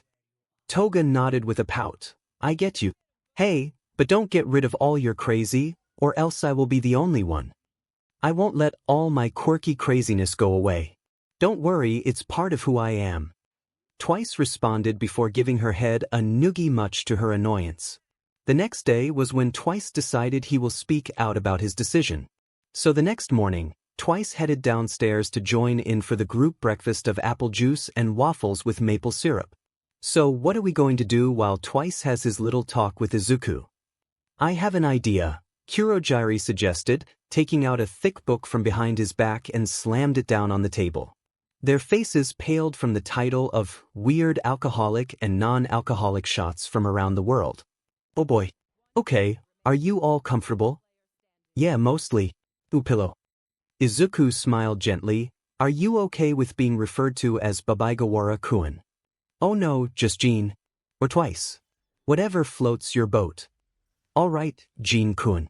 Let's begin our talk." Iguchi watched with increasing horror as Kurogiri poured Jägermeister into a shot glass. He didn't think it was that big of a deal at first before he saw a large amount of mayonnaise. That is when he realized that Kurogiri might be a demon. Seiko swallowed hard, sweat running his face when he saw the ingredients being mixed together. Kurogiri hummed as he continued working on the others' drinks. "Does he hate us? Did we do something to piss him off?" Magna shrugged. "I don't know, but I'm going to avoid drinking it." They could only watch as Kurogiri continued to make a whole array of different shots and drinks. Apparently, the one he had just made was called a tapeworm. He labeled it for 𝗕𝗵𝗿, who in which was glaring at the glass somehow hoping it would disappear. Then he made another drink mixed with vodka and tomato juice. It was included with a napkin on the bottom. He said that Toga will probably enjoy it the most. Kurogiri made a really green drink from the melon liqueur and pineapple juice with cream on top. It was apparently made special for Iguchi. Magna got the most appealing one when she received a taller glass of vodka with hot Cheetos mixed in. She didn't look happy, but she did look relieved she didn't get stuck with the other ones. She took one sniff and regretted her life. Seiko got a more cocktail that looked like just a big glass of bourbon, but the others spotted the raw eggs sitting at the bottom. Seiko was very close to punching him before he spotted Shigaraki's drink. Oh boy, that's an acid and a base. They don't mix well. He thought to himself as he watched Kurogiri pour it into two separate shot glasses. Shigaraki apparently got the worst one from the absolutely sadistic look in Kurogiri's eyes as he prepared Bailey's Irish cream and lime juice. "Drink up," Kurogiri ordered. Izuku began with a click of his pen. "So what is the beginning of your story?" "I don't really know what the beginning is. Because it was the end. I just always felt lonely growing up. I had no real family or friends. I lived alone by myself after my parents died when I was in middle school. Didn't even feel like there was anyone left to care for me or care about whatever happened to me. My face was scary, so a lot of people tend to avoid me." "Was your life alright before middle school?" Izuku asked, paying attention to everything Jean was saying. Twice continued, "It was fine. Absolutely terrible, you wouldn't imagine. My quirk was feared at my school because they found it creepy that I could practically make multiples of myself, almost like I was forming my own gang. They kept far away from me because of my scary face and my terrifying quirk." "What happened next?" "I used my quirk to create multiples of myself, so I wouldn't be alone anymore. I was never lonely. Then I created more that helped commit crimes, but then I got lazy. Why I have never gotten lazy in my life. I made the others do all the chores before all hell broke loose, each one of us me. Got tired of the way I was treated. In 9 days, everyone fought to death, leaving only me behind. I don't even know if I am the real me anymore or just a clone. Or a unicorn." Izuku furrowed his brow. How do I convince him that he is himself and not a copy? He decided to continue the questions before he followed through with his thought. "What made you become a villain?" "There is no place for insane guys like me. With the League, I was feeling okay with me being me. They just accepted me and made me feel comfortable. They were absolutely horrendous. Total D-heads." Twice responded with a dramatic eyebrow raise at the end. Izuku continued, "I'm sure there is a place just for you someplace else. There is always a place to fit in with people just like you. I found my own place." Twice considered it. I found Toga there. I wouldn't have given up meeting her for the world. She is like a little sister that I always wanted. Magna is more like a big sister friend to me with all her worrying. We might be dysfunctional, but we are a family nonetheless." Izuku smiled. "I'm glad you found a family, even though it wasn't the most legal one." "I'm happy I found it too." "Not happy at all." Twice answered back. "Hey, you want to know something?" Izuku inquired. Twice exclaimed. "I put those journals in your room for a purpose," Izuku stated, scribbling down a note on his clipboard. Twice raised an eyebrow, exaggeratedly, "And that purpose is?" "Don't tell me." "I want you to write in those journals about your day-to-day life and what you are feeling. It's like a thought journal that you can record your own personal mind into." "Ooh, sounds fun." Twice retorted. Izuku was hopeful that the journals would help him work through some of the fear holding him back, but he wanted to get rid of the large part holding him back. Himself. He knew he had to help Jean see that he was himself and only him, not any copy. Izuku asked, "So how exactly does one of your copies disappear?" Twice tilted his head. "When they receive enough damage they disintegrate. Mostly it's like a broken bone should do them in real fast. Really slow actually." "Aha," Izuku replied, clasping his hands together. "I'll be right back. Don't move." "I won't." "I most definitely will." Twice responded back as the door closed behind Izuku. He had an idea of how he could prove to Twice that he was actually original Jean, but he needed a little bit of help. Izuku walked out of the room to venture into the kitchen where he found mostly everyone besides Iguchi and Kurogiri gagging on what they just drank. Dabi gagged, "There is so much mayo. Why is there a need for this much? And the Jägermeister wasn't even strong enough to hide the texture and taste of it. But you try having a raw egg in your drink. It was so slimy." Seiko shivered, trying to get rid of any thoughts of it. "Mine wouldn't have been so bad if it weren't for the vodka. Magna and 𝗬𝗏 said at the same time. They looked at each other and fist bumped. Shigaraki was sincerely about to grow up. His face was awfully green as he hugged 𝗓𝗓 close to his chest. There were chunks in my mouth, there weren't chunks before, but then they just appeared out of nowhere. But Iguchi shrugged, sipping on his second one. Mine isn't that bad. Tastes pretty good actually, it is just the name that is strange. Hey guys. I need some help. What do you need? Iguchi asked, finishing off his green drink. I need someone to break one of 𝗬𝗏's bones. Done. Let's go. 𝗕𝗵𝗵𝗆 immediately said, stumbling a little since the strong alcohol was starting to get to him. What? 𝗬𝗏 asked, very intent on not letting one of her friends be hurt. It is the only way to prove he isn't a copy of himself to him. 𝗬𝗏 freaked out. Wait, no breaking bones? Remember the training summer camp? 𝗕𝗵𝗵 sighed. Good times. Not good for them, but good times for us. Yeah, well, didn't one of your clones disintegrate because they got pulled too hard with that support scarf thing? Oh yeah, 𝗕𝗵𝗵 answered back. But we don't have one of those. And I know that material is stronger than any scarf made. Since it is the special hero support 𝗕𝗏𝗵𝗆 that Eraserhead and his little underling just love to use. Wasn't it the one we got captured in? Damn it, 𝗬𝗏 mumbled, sighing to herself. Let me do it at least. Alright. And don't worry, I know first aid well enough to take care of small fractures and other injuries. Izuku reassured her as they walked back to the room. Good to know.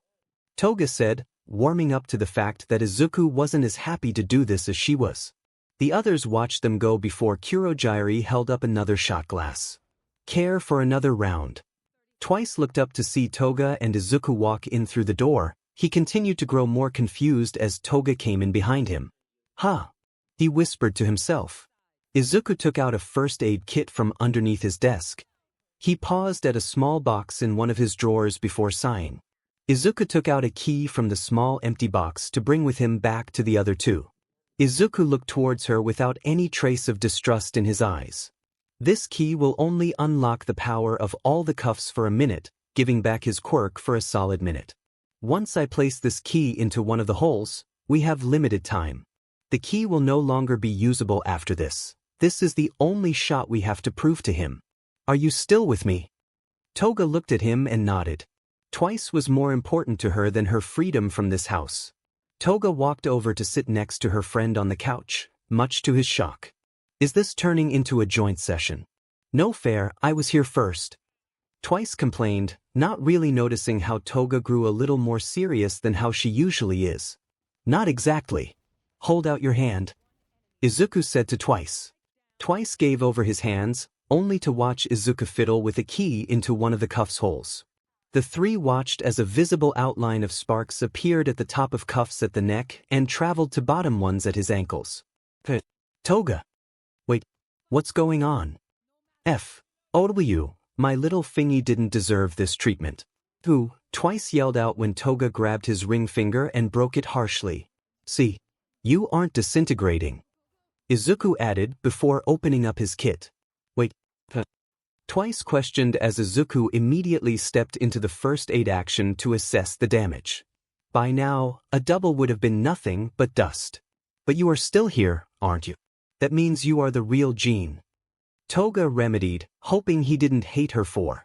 The Jean was frozen as he stared down at his hands. Swallowing, he flexed his fingers. Yep, that hurts. Jean sniffed while Izuku found a brace for his broken finger. He touched his face with his other hand. I guess there is no replacing the original. Nope. Jean turned to his little sister figure and hugged her as best he could with his finger being tended to by Izuku's hands. I have my first journal entry ready to write. I'm feeling pain right now. Thanks, 𝗬𝗏, 𝗬𝗏 added before saying, hey, do you think Kurogiri will make me a drink? OSHT. This tastes like butt. Jean complained as he took down a whole shot in one go. Why is there mayo in here? Why is it called a tapeworm? Bleh. Izuku took him down with a mostly straight face. Geez, that tasted weird. How the F? 𝗕𝗵𝗵 asked loudly, reading that the ingredients were rum and Worcestershire sauce. How can you drink that with a straight face? Izuku shrugged before 𝗧𝗂𝘁𝗵𝗃 brought up something. Hey, can we play that game again? 𝗧𝗂𝘁𝗵 brought up. What game? Izuku asked curiously.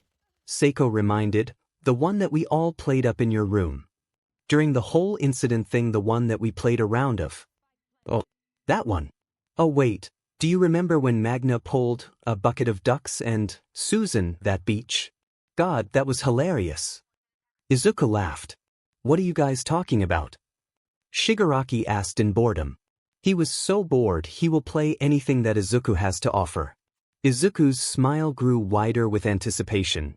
Do you guys want to play Cards Against Humanity? 𝗧𝗂𝘁𝗵 started as the card czar. The class field trip was completely ruined by blank. Everyone took a look at their cards, Izuku slamming his down first. The class field trip was completely ruined by used panties. The class field trip was completely ruined by 𝗔𝗂𝘁𝗵𝗃𝗁𝐾. The class field trip was completely ruined by being on fire. The class field trip was completely ruined by fellowship in Christ. The class field trip was completely ruined by 𝗧𝗓𝗪𝗔𝗂𝘁𝗵𝗃. The class field trip was completely ruined by these hoes. The class field trip was completely ruined by fragile masculinity. The class field trip was completely ruined by the Boy Scouts of America. 𝗧𝗂𝘁𝗵 took a good long look at the cards before giving the win to Shigaraki for his Boy Scouts care. I just picture them walking up a trail, but the Boy Scouts keep appearing randomly with their popcorn. 𝗧𝗂𝘁𝗵 offered. I'm guessing the 𝗕𝗂𝗧𝗏𝗁𝐾 was Toga and the fire one was 𝗕𝗶𝗍. Was the fellowship Izuku's card? No, that was mine, Kurogiri claimed, raising his hand. I was the one with these hoes, Izuku added happily, making Magna fall back onto the couch in laughter just from the way he said it so cheerfully. 𝗧𝗓𝗪𝗙𝗍𝗄 was Seiko, used panties were Jean, and fragile masculinity was Magna. Shigaraki asked, What is it good for? Everyone handed their card into the pile, with Seiko shrugging at his own card. What is it good for? Puppies. What is it good for? Multiple stab wounds. What is it good for? Dying. What is it good for? The screams, the terrible screams. What is it good for? Slaughtering innocent civilians. What is it good for? NPL blades. What is it good for?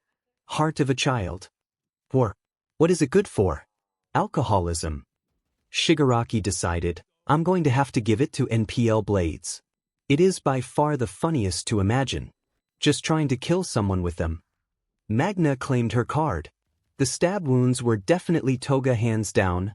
I know alcoholism is Kurogiri from the look in his eyes when I said it, Shigaraki said as he waited for the next question to lay down his cards. I did the puppies one. Jean exclaimed cheerfully. Magna cleared her throat before laughing at the next card. What's there a ton of in heaven? Jean laughed hysterically as he placed his down on the table, everyone following behind him. What's there a ton of in heaven? Ghosts. What's there a ton of in heaven? Vigorous jazz hands. What's there a ton of in heaven? The Holy Bible. What's there a ton of in heaven? Hobos. What's there a ton of in heaven? Glory holes. What's there a ton of in heaven? A gossamer stream of jizz that catches the light as it arcs through the morning air. What's there a ton of in heaven? Exactly what you would expect. What's there a ton of in heaven? All the dudes I've F, Magna exclaimed, holding up the card. This one F wins. Yes. Jean yelled, Toga bending over in laughter. Odin, I thought my stream of jizz would have gotten me the win, 𝗕𝗶𝗍 commented as Jean got ready for his turn. Oh no, Jean commented before he started, blank. Kid tested, mother approved. The homosexual agenda kid tested, mother approved. Bisexuality kid tested, mother approved. Breaking out into song and dance kid tested, mother approved. Spontaneous human combustion kid tested, mother approved. Poverty kid tested, mother approved. Being able to talk to elephants kid tested, mother approved. PBRTY kid tested, mother approved. Licking things to claim them as your own kid tested, mother approved. I like the licking things one, Jean said, gladly handing over the winner card to Kurogiri, who gratefully took his win with grace. Kurogiri took a card out of the deck and read out, maybe she's born with it. Maybe it's blank. 𝗕𝗵𝗿 took longer than the others while picking his card, and from what it looks like he was quite happy with what he put down at last. From Izuku's guess, he got one of the rare blank ones and filled it in. Maybe she's born with it. Maybe it's binging and purging. Maybe she's born with it. Maybe it's powerful thighs. Maybe she's born with it. Maybe it's PTSD. Maybe she's born with it. Maybe it's daddy issues. Maybe she's born with it. Maybe it's dark and mysterious forces beyond our control. Maybe she's born with it. Maybe it's teenage 𝗕𝗫𝗁𝐻𝗫𝐿. Maybe she's born with it. Maybe it's 𝗔𝗂𝘁𝗵𝗏. Maybe she's born with it. Maybe it's clinical depression. Kurogiri exclaimed right at the end, bursting into chuckles. Okay, 𝗕𝗵𝗿, come to claim your win. I recognize this handwriting anywhere. 𝗕𝗵𝗿 clapped as he received his card back from Kurogiri before taking out a card from the deck to read out. 50% of all marriages end in. 50% of all marriages end in prescription painkillers. 50% of all marriages end in my cheating son of a beach husband. 50% of all marriages end in pulling out. 50% of all marriages end in a mating display. 50% of all marriages end in a much younger woman. 50% of all marriages end in natural selection. 50% of all marriages end in committing suicide. 50% of all marriages end in the gays. Who was the much younger woman? 𝗕𝗵𝗿 asked while laughing very hard. Me, beach, 𝗧𝗂𝗁 replied, raising his hand to retrieve his card back from 𝗕𝗵𝗿. Then 𝗧𝗂𝗁 took out a card to read out. This is the way the world ends. No with a bang but with. Izuku eagerly grinned at his card when he added it to the pile. This is the way the world ends. No with a bang but with the Russians. This is the way the world ends. No with a bang but with all you can eat shrimp for $8.99. This is the way the world ends. No with a bang but with a sassy black woman. This is the way the world ends. No with a bang but with the inevitable heat death of the universe. This is the way the world ends. No with a bang but with police brutality. This is the way the world ends. No with a bang but with the 𝗬𝗓𝘗𝘁. This is the way the world ends. No with a bang but with looking in the mirror, applying lipstick and whispering, tonight, you will have it with Tom Cruise. This is the way the world ends. No with a bang but with genuine human connection. Ah, Tom Cruise is the definite winner, 𝗧𝗂𝗁 announced, surprised when Izuku stepped up to take his card. Thank you, Izuku said before taking another card from the deck to continue the game. He looked over to see Jin in a much happier mood than he was early that day. He smiled to himself, glad that he could actually help him even though he had to do something harmful in the process. Hopefully he does. The next morning, Toga set off to go find Izuku to talk about her being the next one up. Since twice stood up and did it, it's only fair if she did it next. Plus, she didn't want 𝗕𝗵𝗿 to beat her to it.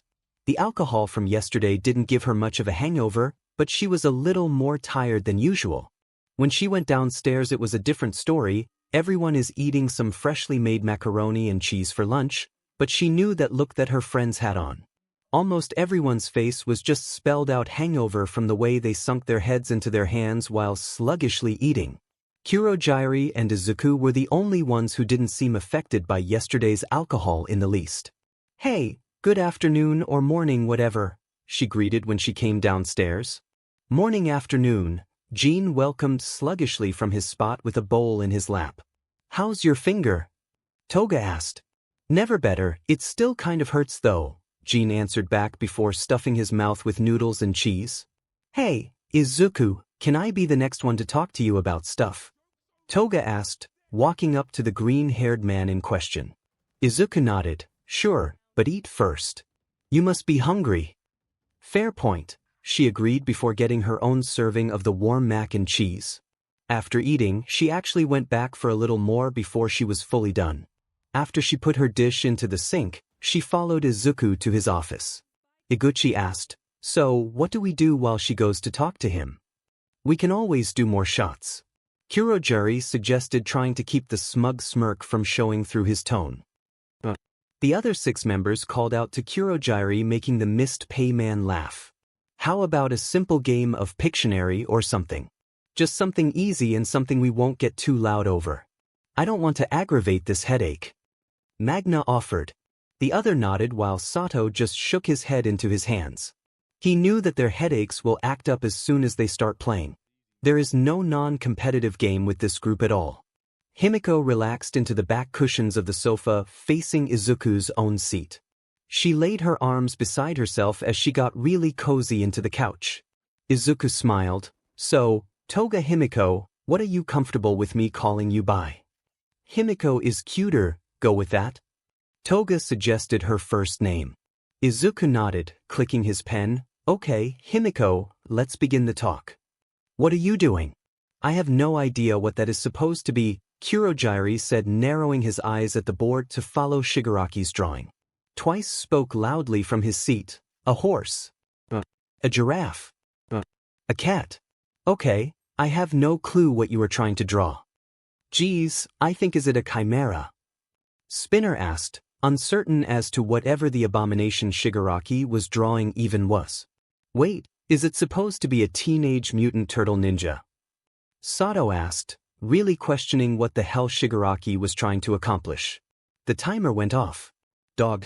It was a dog. How the F did you guys not see it? Shigaraki complained, gesturing towards the details that he thought was obvious. Oh, thank God, I thought you were drawing something more X-rated, Magna silently added. You need to practice your drawing skills, handy, 𝗬𝗲𝗏 groaned, throwing his hands over his face. I have no idea how that thing could even be a living animal. So, Himiko, start from the beginning and tell me about your life, Izuku suggested to her to start off with. Himiko started. It was fine. I was an only child, and I had 2 friends when I was younger in elementary school. It was pretty normal, I guess. There wasn't anything to be excited about. What happened when you got your quirk? Izuku questioned. Well, everything seemed to go a little downhill. Hee, she laughed at her memories of her life. Can you explain? Himiko continued. Well, I was with my parents just playing outside in the backyard, or was it a park? I don't know where it was, I just know it was outside. I saw this little bird who looked hurt because it was bleeding. It was practically covered in blood. Izuku hummed, writing a little note down. Okay, and the more I looked at it, the more the bird looked prettier with the red amongst its feathers because red looked pretty. But when I looked at the BLD even closer, I felt so thirsty. It felt like I had to drink. So I sucked its BLD and I felt immensely better. It felt like satisfaction, you know. But when I showed my arenas, they were horrified. Hey, it's not like I'm not the one killed the bird, it was basically already dead when I got to it. Himiko replied. I understand, go on. I started to see a quirk counselor or whatever you call it by my parents' command. But all they did was force me to try to be normal, fitting into a society that I have to lie instead of being myself. They kept talking about pretty much changing my entire life. They said I should probably keep quiet about my villainous BLD quirk or else I would have no friends. Himiko explained, narrowing her eyes in a pout. And? Izuku asked, wanting her to continue with her story. Himiko continued with a sad sigh, and I didn't want to lose any friends. I kept trying to fit into society everyone wanted me to be in, so I lied about what my quirk could actually do and stuff. Until one day I had enough. In middle school, I attacked a boy who kept bullying me and harassing me in the halls. That day, I ran away from home and started living on the streets. There I met 𝗬𝗏, got into the Stain Ideal, and became part of the LOV. And that's how I got here. You never should have deserved that kind of treatment. Being forced to be something you aren't isn't the way to fix any problem. And when you don't want to be their puppet, they treat you like dirt, Izuku said. I have been treated that way too. Once others found out about my lack of a quirk, I was seen as less than dirt. Himiko sighed. Yeah, that must have been tough. Do you still have your family? Izuku smiled gently. Just my mother. I miss her.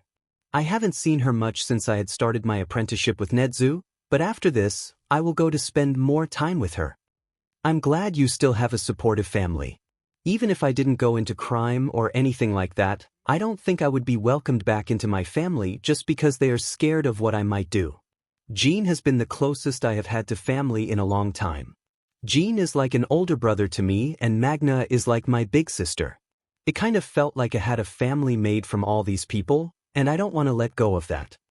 Himiko smiled cheerfully and in return, Izuku gave her a smile as well. And you won't. I can see, even if you fight sometimes, you guys are like one big family. Izuku added, made of people who can only be villains. Himiko retorted, earning a shake of a head from Izuku. So not true. Izuku argued, each of your quirks can be used for something that isn't evil. Like your BLD quirk could be used to gather information. You would be a perfect underground spy that people need as an ally.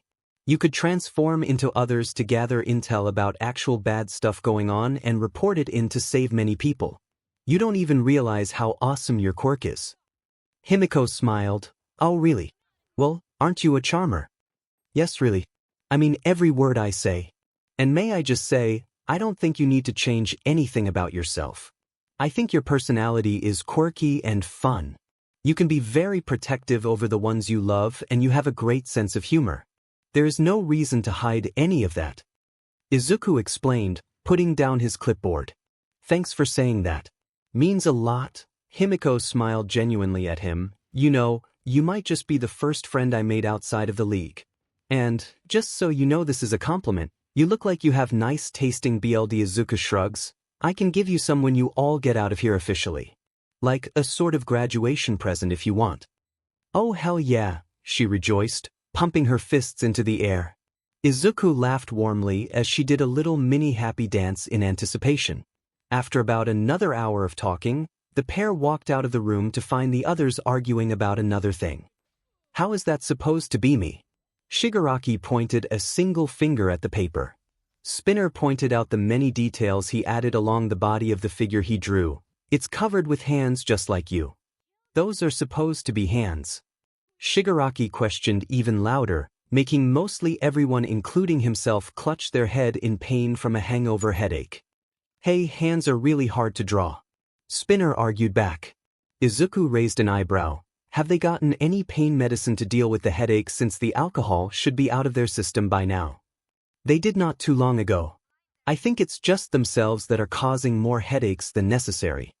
Kurogiri retorted back to him, resting his head against the couch's throws pillow propped against the back. Okay, let's just settle down away from Pictionary for a while. How about that? Izuku suggested. Great idea. Sato agreed. The others didn't hesitate in moving away from the abomination creation board of drawings. Izuku offered, how about some dinner? I was wondering about making some. Before Izuku could say what he thought, there was a knock on the door. They all looked to the front door, silent. They were in the middle of nowhere. What the hell could be behind that door? They heard no vehicles of any sort arrive close to the house. Izuku looked back at them when the door knocked again. He set his gaze on the door, moving towards it. He turned back to the others before opening the door wide to see who exactly was the stranger knocking at their door. Izuku shouted out, drawing curious attention from the villains. Izuku. Inko replied, bringing her son into a hug before gasping. Are you alright? Is everyone alright? Is everything going okay with the program and all? I brought some pizza from downtown if you guys were hungry. It might have gotten cold from the ride here, but nothing a good oven can't fix. She pulled her arms away from the hug to look him over. How did you get here? Izuku questioned, looking past her through the door to see nothing. Oh, Hawks gave me a ride here. He was such a nice gentleman. Inko answered, chuckling, and it was simultaneously fun and horrifying being up in the air like that.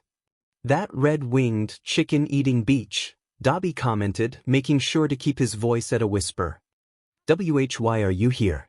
Izuku asked, his eyes filling with happy tears as he kept his arms around his mother's shoulder, afraid she would disappear before his eyes like a hallucination. I just wanted to visit. Don't worry, I got permission to stay for at least a day or two before Hawks comes back. Inko replied. I just wanted to see my son since you haven't visited me in a long time. I thought I should just come to you and see how everything is going for myself. Izuku hugged his mom hard as she laughed cheerfully. Izuku mumbled Ito her shoulder happily, "I can't believe you are here."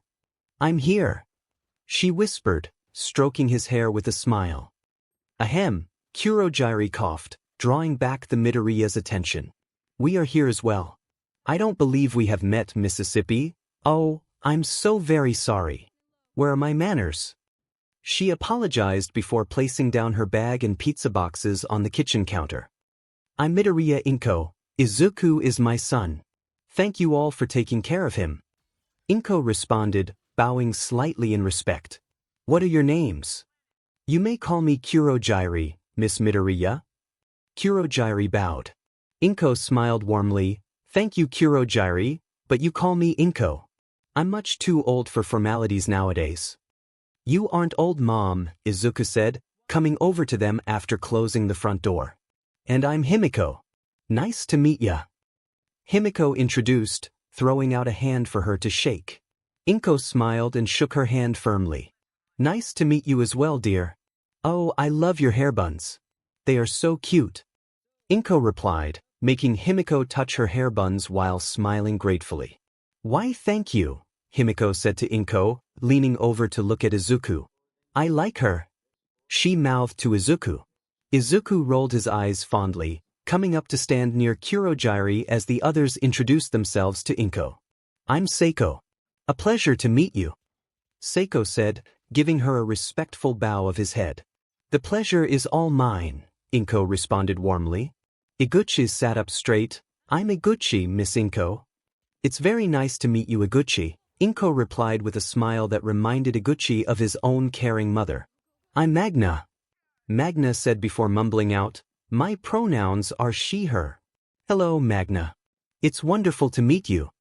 Inko smiled reassuringly. "If I am correct in my theory, I feel you are like the big sister to everyone." "She is," Himiko shouted from her spot near Jean.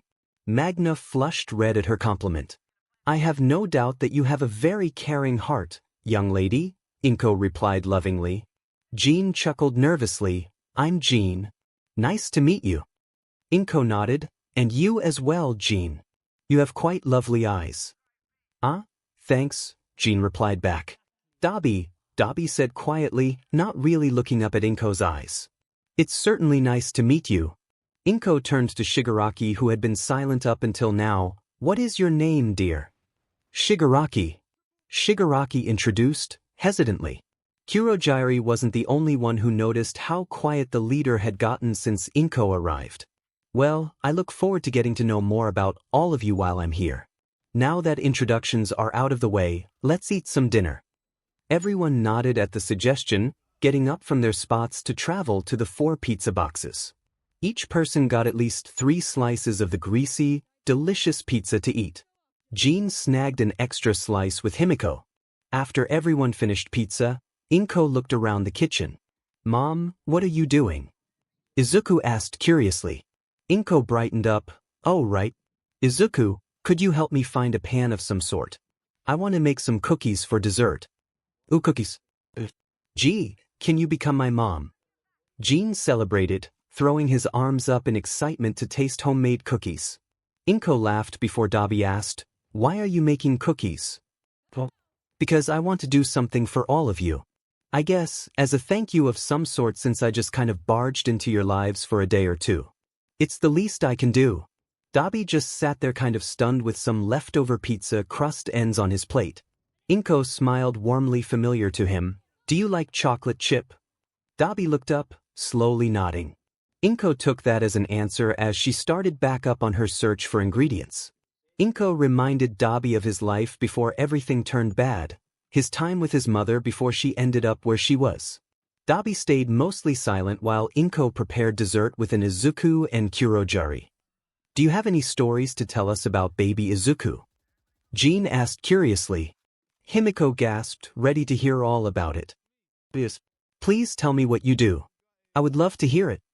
Himiko responded loudly, propping her chin into her palms. Inko paused in the middle of her mixing. "I do have many stories of when Izuku was young. One time Mom." Izuku interrupted with a whine. causing Kurogiri's eyes to crinkle in amusement. Seiko and Iguchi shared a look before laughing as well. "I'll tell you later," 𝗵𝗏 whispered, returning to her mixing. Shigaraki just watched her work while she hummed a little song. Before long, the cookies were done. 𝗵𝗏 plated 2 chocolate chip cookies for everyone and handed them out to each person with a napkin. Jean looked excited when she gave him the plate. "Hey, cookie time! Cookie time!" Jean chanted in whispered celebration. Iguchi hummed from the delicious taste of the cookie. It reminded him of when his hardworking mother had time on weekends to make some quick cookies. Iguchi looked up to 𝗵𝗏. "This is so good, Miss 𝗵𝗏." "Thank you, Iguchi," 𝗵𝗏 replied. Seiko took a bite out of his dessert. "Yum, I must have this recipe. I'll be happy to give it to you. Are you trying to learn how to bake?" "Yes, I tried once before they got burned by someone." Seiko threw a grudge-filled look over at 𝗬𝗶𝗍 as 𝗵𝗏 made her way toward him. "Stop holding a grudge," 𝗬𝗶𝗍 said to Seiko before awkwardly taking the plate from 𝗵𝗏. He gave her a thankful nod which she returned in a hair ruffle. He freezes, remembering how his mother used to do that. He shook his head clear of the memory before stuffing his mouth full with a warm cookie. "Tastes exactly how I remember it," Izuku complimented with his cheeks covered in crumbs. 𝗵𝗏 laughed before doing a very motherly thing and wiping them off his cheeks much to his embarrassment. Shigaraki ate his cookies with his pinkies up as he relaxed against the couch away from the others. The next morning, 𝗬𝗶𝗍 laid awake on his bed with no shirt on since he only slept in his pajama pants. He had to do his session at one point or another to finally get out of here. Might as well do it now, especially since Izuku's mom was bringing out some nicer memories of his childhood amongst the overall bad memories.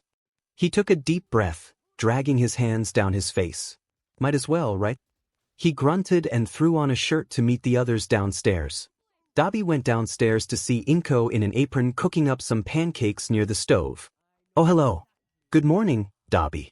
Do you want syrup, butter, or both?" 𝗵𝗏 asked in greeting when she saw him come down the stairs. "Well, thanks," 𝗬𝗶𝗍 retorted, heading down to sit next to Izuku. "After breakfast, my session," 𝗬𝗶𝗍 demanded, trying to hold back the desperation of just wanting to get it over with. "Right." Izuku responded as 𝗵𝗏 came over with both of their pancakes. "Thank you, Mom." "Eat up, boys," 𝗵𝗏 added before making her way back to make some small pancakes from the leftover batter. Shigaraki is silent as he eats the pancakes slowly, very quiet. 𝗬𝗶𝗍 knows that something is off since he is unusually quiet, but he shrugs it off to scarf down his pancakes. 𝗬𝗶𝗍 waited until Izuku finished his plate before heading over to the room. "You coming?" "Why, yes. Wait a moment, I'll be right there." Izuku answered back. I'm going to talk with 𝗬𝗶𝗍 now, I guess." They watched as Izuku waked fast to where 𝗬𝗶𝗍 was waiting impatiently at the door. "Okay, do you want to hear the story about me meeting my best friend by saving her from a creep then beating her in a drinking competition?" 𝗵𝗏 asked the others with her hands on her hips. Safe to say, the others were fully distracted with her storytelling while the others were talking away in the other room. "So, you are comfortable with 𝗬𝗶𝗍?" 𝗬𝗶𝗍, Izuku asked, peeking over his notebook to look at 𝗬𝗶𝗍 who looked awfully awkward in the chair. 𝗬𝗶𝗍 shifted to glare at him. "Yeah, 𝗬𝗶𝗍. Can we just get started before I change my mind?" Izuku nodded. "Yes, of course. Let's start the session." "So, I was at the bar because I literally had no assignments left to do for homework. So I had time to just loosen up and relax from the stressful days of college." 𝗵𝗏 started off, brushing down her skirt absent-mindedly as she talked. "Thank God I never went to college," Himiko sighed. 𝗵𝗏 smiled. "So, I was just drinking a Bloody Mary to start off with for the night near the end of the bar table. I didn't want to go too hard too fast. That is a rookie mistake." 𝗵𝗏 said, "That will get you drunk fast. I'd rather spend my time working my way up the weakest alcohol to the more heavy hitters." "Understandable," Seiko hummed. "Then I just saw out of the corner of my eye this very loud blonde woman talking to this man. I thought nothing of it until I spotted him putting something into her martini glass when she looked away. That poor excuse of a human." Magna reprimanded at the man from 𝗵𝗏's story. "I know, right? So at this point, I'm not even buzzed," so I march right over to him. 𝗓𝐭 continued. Right on over? Jean questioned loudly. Yep. I looked at the guy right in the eye. 𝗓𝐭 paused for effect and slapped him across the face. Ooh, snap, 𝗧𝗵𝗲 commented. Then by this point, the blonde woman looked over to see what was going on. And then very loudly, I exposed what he was trying to do to her when she wasn't looking. Safe to say, I didn't need to say anything more. She immediately started yelling as loud as she could. The security guard came over and escorted him away when we told him what had happened. What happened next? Magna asked, resting her chin in her palm as she listened intently. Then the woman and I started talking and we introduced ourselves. That's how I met Mitsuki, one of my best friends. 𝗓𝐭 said before she smirked. Then she suggested we have a friendly competition of seeing how much we can drink. That is one strange way of getting to know someone, Kurogiri stated, leaning further into the couch cushions. Hey, it worked for us. So, we started with some light stuff before we got into stuff like vodka. Long story short, I actually ended up winning. She laughed out of shock because she didn't think I would win. Why? Himiko asked, furrowing her brows in confusion. 𝗓𝐭 laughed. Let's just say, I don't really seem like the type until you see it with your own eyes. Like Izuku. Jean interjected. We were so surprised, but he did say that he got it from his mother's side. 𝗓𝐭 giggled cheerfully. He sure didn't get it from the other side of the family. Shigaraki silently listened as 𝗓𝐭 gestured with her hands about her impromptu adventures with Mitsuki from their later college years to now. He hid his grin when she told them about how Izuku was such an excitable kid. He would head bang when I put one specific video on him from the internet. Like seriously go hard with it. It was like he was into metal rock, hard headbanging. It was like he was possessed from a headbanging demon. 𝗓𝐭 told the others, gesturing wildly with her head about how legitimately hard he would headbang. Shigaraki hid his laugh from the others as they burst out with laughter. It was strange, but the storytelling reminded him of a time he never had in his childhood. Like an actual happy family. Izuku's mother reminded him of his own before she, I shouldn't think about it anymore, Shigaraki thought to himself. He clenched his fists, trying to steer those painful memories away from him.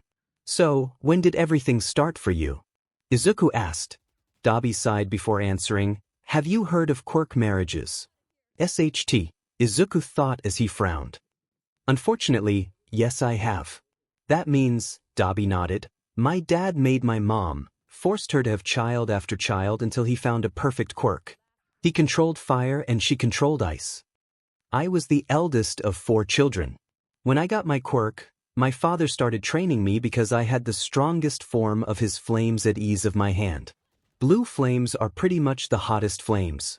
Even he couldn't control that much power for a long period of time. But the downside was that I had a weak body. I inherited my father's eyes, his hair and the strongest version of his quirk, but I gained my mother's weak skin that couldn't handle the heat of my own quirk. 𝗬𝗶𝗍 continued, even so, he kept pushing me every day in training to make me stronger.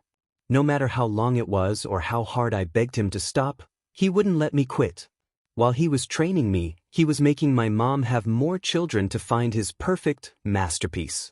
He doesn't even consider us children, just creations for him to neglect when their quirk isn't strong enough and abuse under the disguise of training our quirks. 𝗬𝗶𝗍 bit back a bitter laugh. Yep. After my brother and sister, my mother had another child since my sperm donor still wanted his masterpiece. I knew from the moment I saw his hair that it was a done deal. My youngest brother showed his quirk, and my father began neglecting me in favor of training my youngest brother. The same age as me when he began his torment. We were only F4. I tried to protect him each time our father would do something. I was the one to take care of his wounds afterward since our father wouldn't allow our other siblings to come near him. I wasn't even allowed near him, but I made sure to see if he was okay after each session he was forced into. 𝗬𝗶𝗍 took a break to bite back the tears forming. An incident happened when our mother burned my youngest brother's face with boiling water. I came in when I heard him screaming only to find him on the floor curled up. I made my mother go into a panic attack since I looked so much like her abuser, our father. That's the reason she burned my brother's face. It's because his other side of his face looked identical to ours 𝗵𝗲𝗻 donor. The tears were actually falling down his face now. After that, our mother was admitted into a mental hospital. I finally stood up to our father when he tried to put my brother through training again, even though he just got out of the hospital. 𝗕𝗵𝗍𝗶 paused, wiping his tears away angrily. My body couldn't handle my heat as well as my father's as we both fought each other.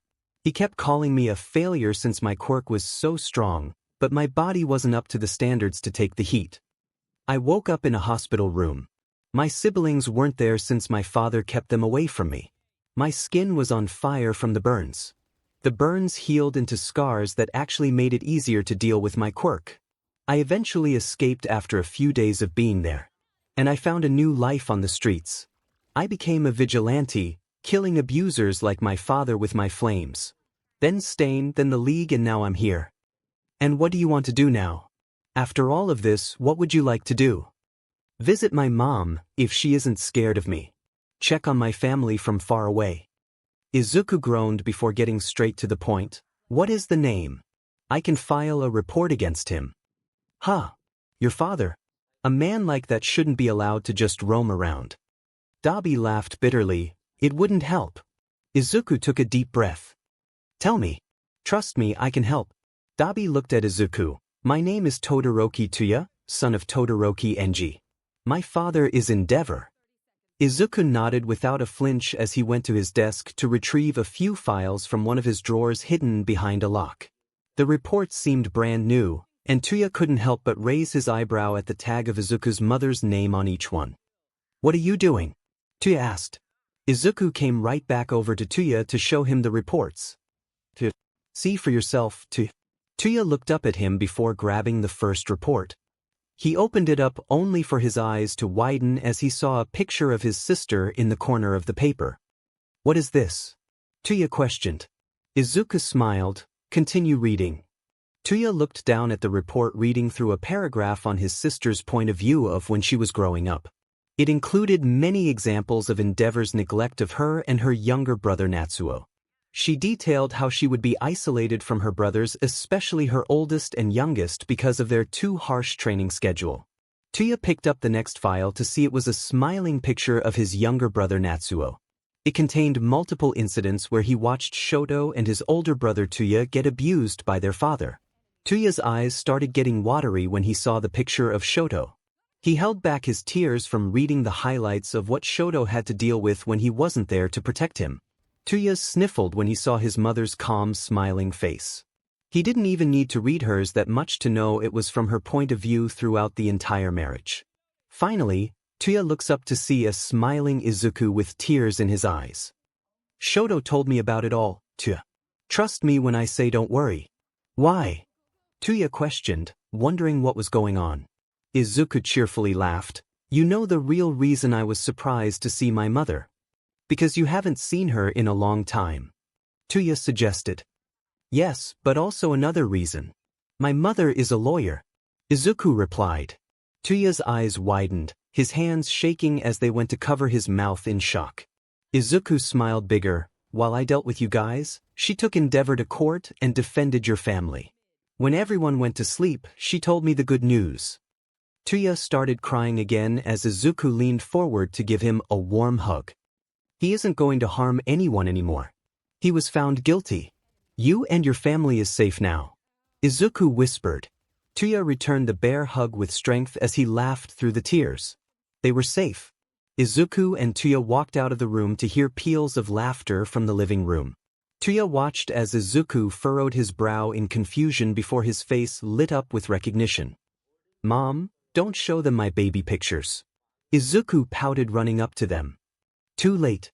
Jean grinned sadistically as he held up a photo of Izuku with a onesie on. Izuku let out a short yelp at the picture before making grabby hands at him. But Izuku couldn't reach Jean once he stood up. You look so adorable. Look at your little pudgy cheeks. Himiko complimented, waving the picture at 𝗬𝗏, who chuckled at the photograph. How cute. 𝗬𝗏 remarked, throwing a smirk at Izuku. Izuku retaliated by throwing his fists against 𝗬𝗏's chest, which he didn't seem to mind in the slightest. You are like a little angry kitten. Nu, stop it. Izuku slightly complained with a pout. Kurogiri called from the kitchen. Firstly, lunch is done. 𝗏𝗏 provided a lovely casserole that has been cooking since she began the stories about young Izuku. Secondly, Izuku, is it true you hardcore headbanged like a demon when she put in one specific video? And if so, which video? You know, for research purposes. Iguchi asked with a light-hearted smirk. Everyone laughed as Izuku pouted once again.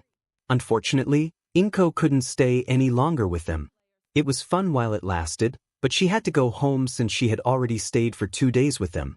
The night came after the day she embarrassed her son with baby pictures. She furthered the embarrassment by promising to show them the huge amount of photo albums she had when they all eventually got out. Kurogiri claimed the first hug. Kurogiri stated after he released 𝗏𝗏 from his arms, "You must tell me all of the drinking stories you have. I'm very interested." "I will. And I can even throw in some recipes of the concoctions I have made through my years." 𝗏𝗏 responded. "Yes, please," Kurogiri replied, making Izuku laugh cheerfully. Seiko gave her a warm welcoming hug. "You have been a delight to talk to these past 2 days." Seiko complimented. "And you as well, Seiko." 𝗏𝗏 retorted. Iguchi gave his own hug after Seiko's. Iguchi chuckled, "You remind me of my own mother. I miss her dearly." "You will get to see her again," 𝗏𝗏 promised. Magna wrapped her big arms around the smaller woman. "I'm going to miss our little talks," Magna complained with a pout after she let go. "Don't you worry about it, Missy. We will have plenty of time to talk again. I promise." 𝗏𝗏 added. Himiko excitedly wrapped her arms around 𝗏𝗏. Himiko pouted, "I'm going to miss you. And your stories. And your baby pictures of Izuku." Jean joined into her hug as well, making it a double hug attack. "Me too," Jean exclaimed. 𝗏𝗏 smiled while laughing at both of their antics. "Don't worry. I will see you again sooner than you think." 𝗬𝗏 was the next on the list to go. He gave a big bear hug to 𝗏𝗏 much to her surprise. "Thank you," 𝗬𝗏 added. 𝗏𝗏 just pets his head while he held on to her. "I'm glad I could help. Your family is waiting for you on the other side, 𝗬𝗏." The second to last one to hug her was surprising, Shigaraki. The childish villain had been silent ever since she came here, but his hug had been the longest. Izuku's gaze softened when he saw just how much Shigaraki's emotions were hidden in that hug. He could tell from the way that he seemed afraid to unclench his fists when his arms wrapped around her to her back. Izuku, of course, claimed the last hug from his mother. He held on tightly to her, trying not to cry. Izuku sniffled, "I promise after this. I will visit more often and get to spend more time with you. I swear." "I know." 𝗏𝗏 sniffed, rubbing the top of his back reassuringly. "I love you," Izuku said, smiling. 𝗏𝗏 replied with a bright smile. "I love you too, Izuku." With a kiss to his forehead, 𝗏𝗏 traveled out of the doorway to meet up with Hawks, who was standing at the edge of the forest line. Everyone crowded outside just outside the doorplay to wave goodbye. 𝗬𝗏 shot a look over to Hawks after waving to 𝗏𝗏. Hawks stiffened up with reddening cheeks as he flew off with 𝗏𝗏 in his arms. "Oh, he is definitely getting a piece of my mind when I get out of here," 𝗬𝗏 thought to himself as he watched Hawks' red wings soar into the fresh sunset. And so, 9 people stood outside a house in the middle of nowhere to watch the sunset fade into the skyline. They surveyed in silence before a raspy voice finally spoke for what seemed like the first time in days. "I'll do it." "What?" Izuku turned over to look at Shigaraki. Shigaraki sighed, "I'll do the talking thing, all right." Everyone looked over with surprised faces, their eyes showing the most amount of confusion. He seemed the most against this. When did he finally soften up to the idea? Then again, they shouldn't be surprised. "Okay, when do you want to do it?" Izuku asked curiously. He shrugged, "Now." Izuku tilted his head, turning to the door. "Okay, let's go back inside and talk into the room." "No," Shigaraki said louder. Izuku raised a brow in confusion. "Huh." Shigaraki sighed. "I have spent too much time thinking this over. I just want to get it off my chest, and I don't want it to be in that room. Let's just do it right here, right outside." 𝗬𝗏 came up to him and asked, "Do you want us to head back inside?" Shigaraki shook his head. "No, you might as well stay to watch the train wreck." The others fell silent as Izuku guided everyone to sit down. Shigaraki sat across from Izuku in the patchy grass. The only form of light was the stars in the upcoming night sky. "So, Shigaraki Tamura, are you okay with Shigaraki-kun?" Izuku looked at the other's red eyes. "No." Izuku questioned, "Then what should I call you?"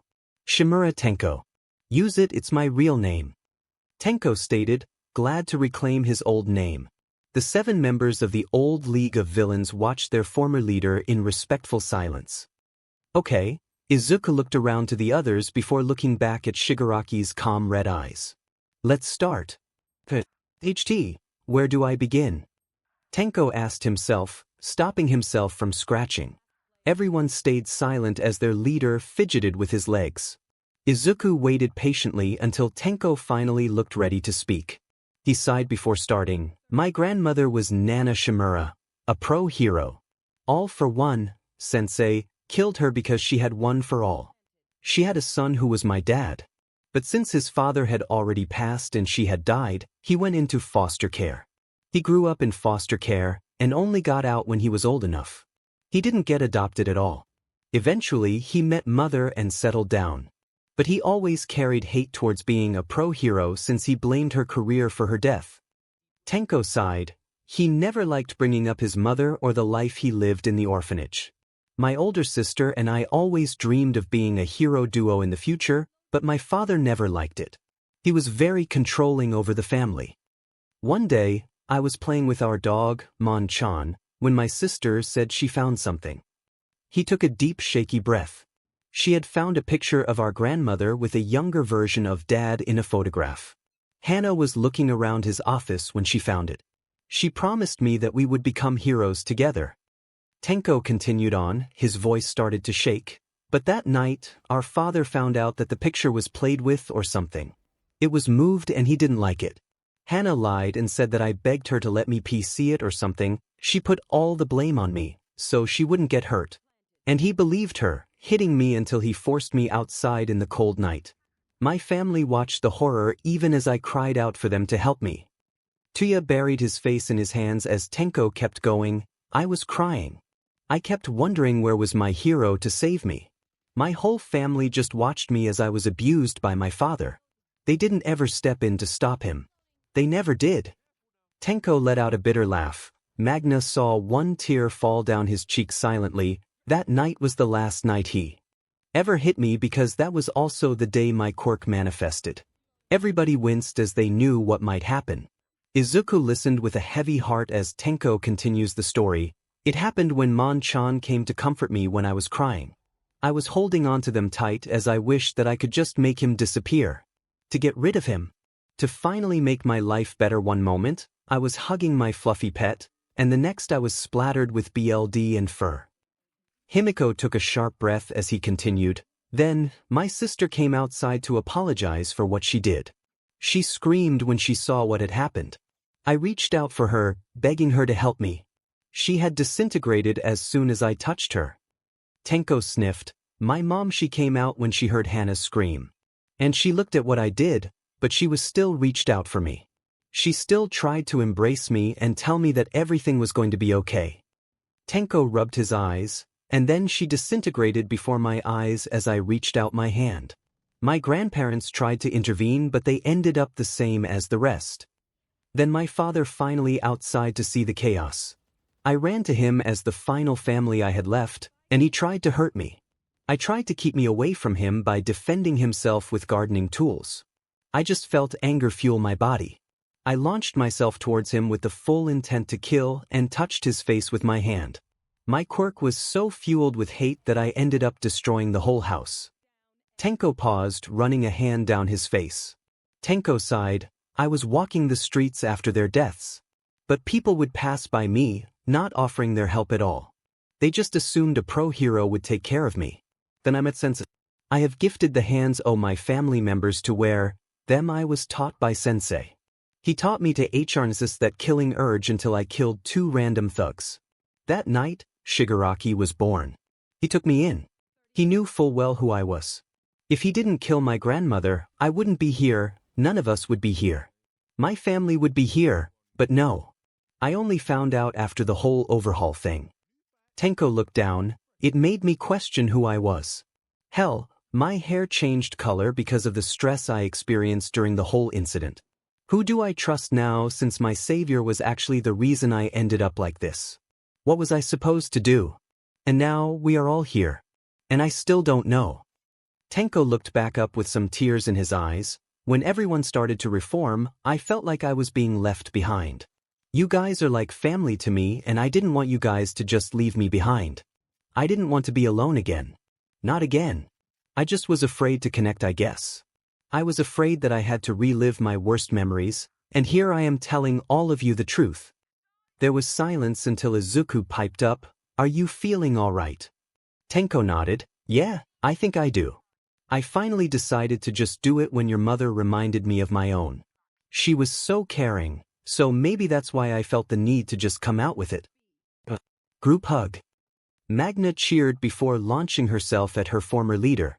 Tenko fell to the grass with a groan. Himiko laughed before joining the hug. Jean went full speed tackle into the pile. Eventually, everyone piled on top of Tenko in a huge hug. "Glad you think of us like family, Krusty," 𝗬𝗓𝗏 muttered. Tenko mumbled under all the weight, "Shut up, Scar." Kurogiri chuckled while Izuku stood up from the hug. "Hey, where are you going?" Seiko questioned, a yawn escaping him. Izuku responded, "I'm going to get some blankets and bring it all downstairs. We are going to have a huge sleepover. Outside or inside?" "Outside. I like the stars." Tenko called out from underneath all the warm. "However, when the sun comes out, don't complain about it being too bright." Izuku replied before quickly going back inside to grab some comforters and pillows. When he returned, everyone clambered under the blankets next to each other. 𝗬𝗏 had flopped over onto his back. Izuku slept right near Tenko, who was staring up at the stars. Tenko smiled as his eyes closed.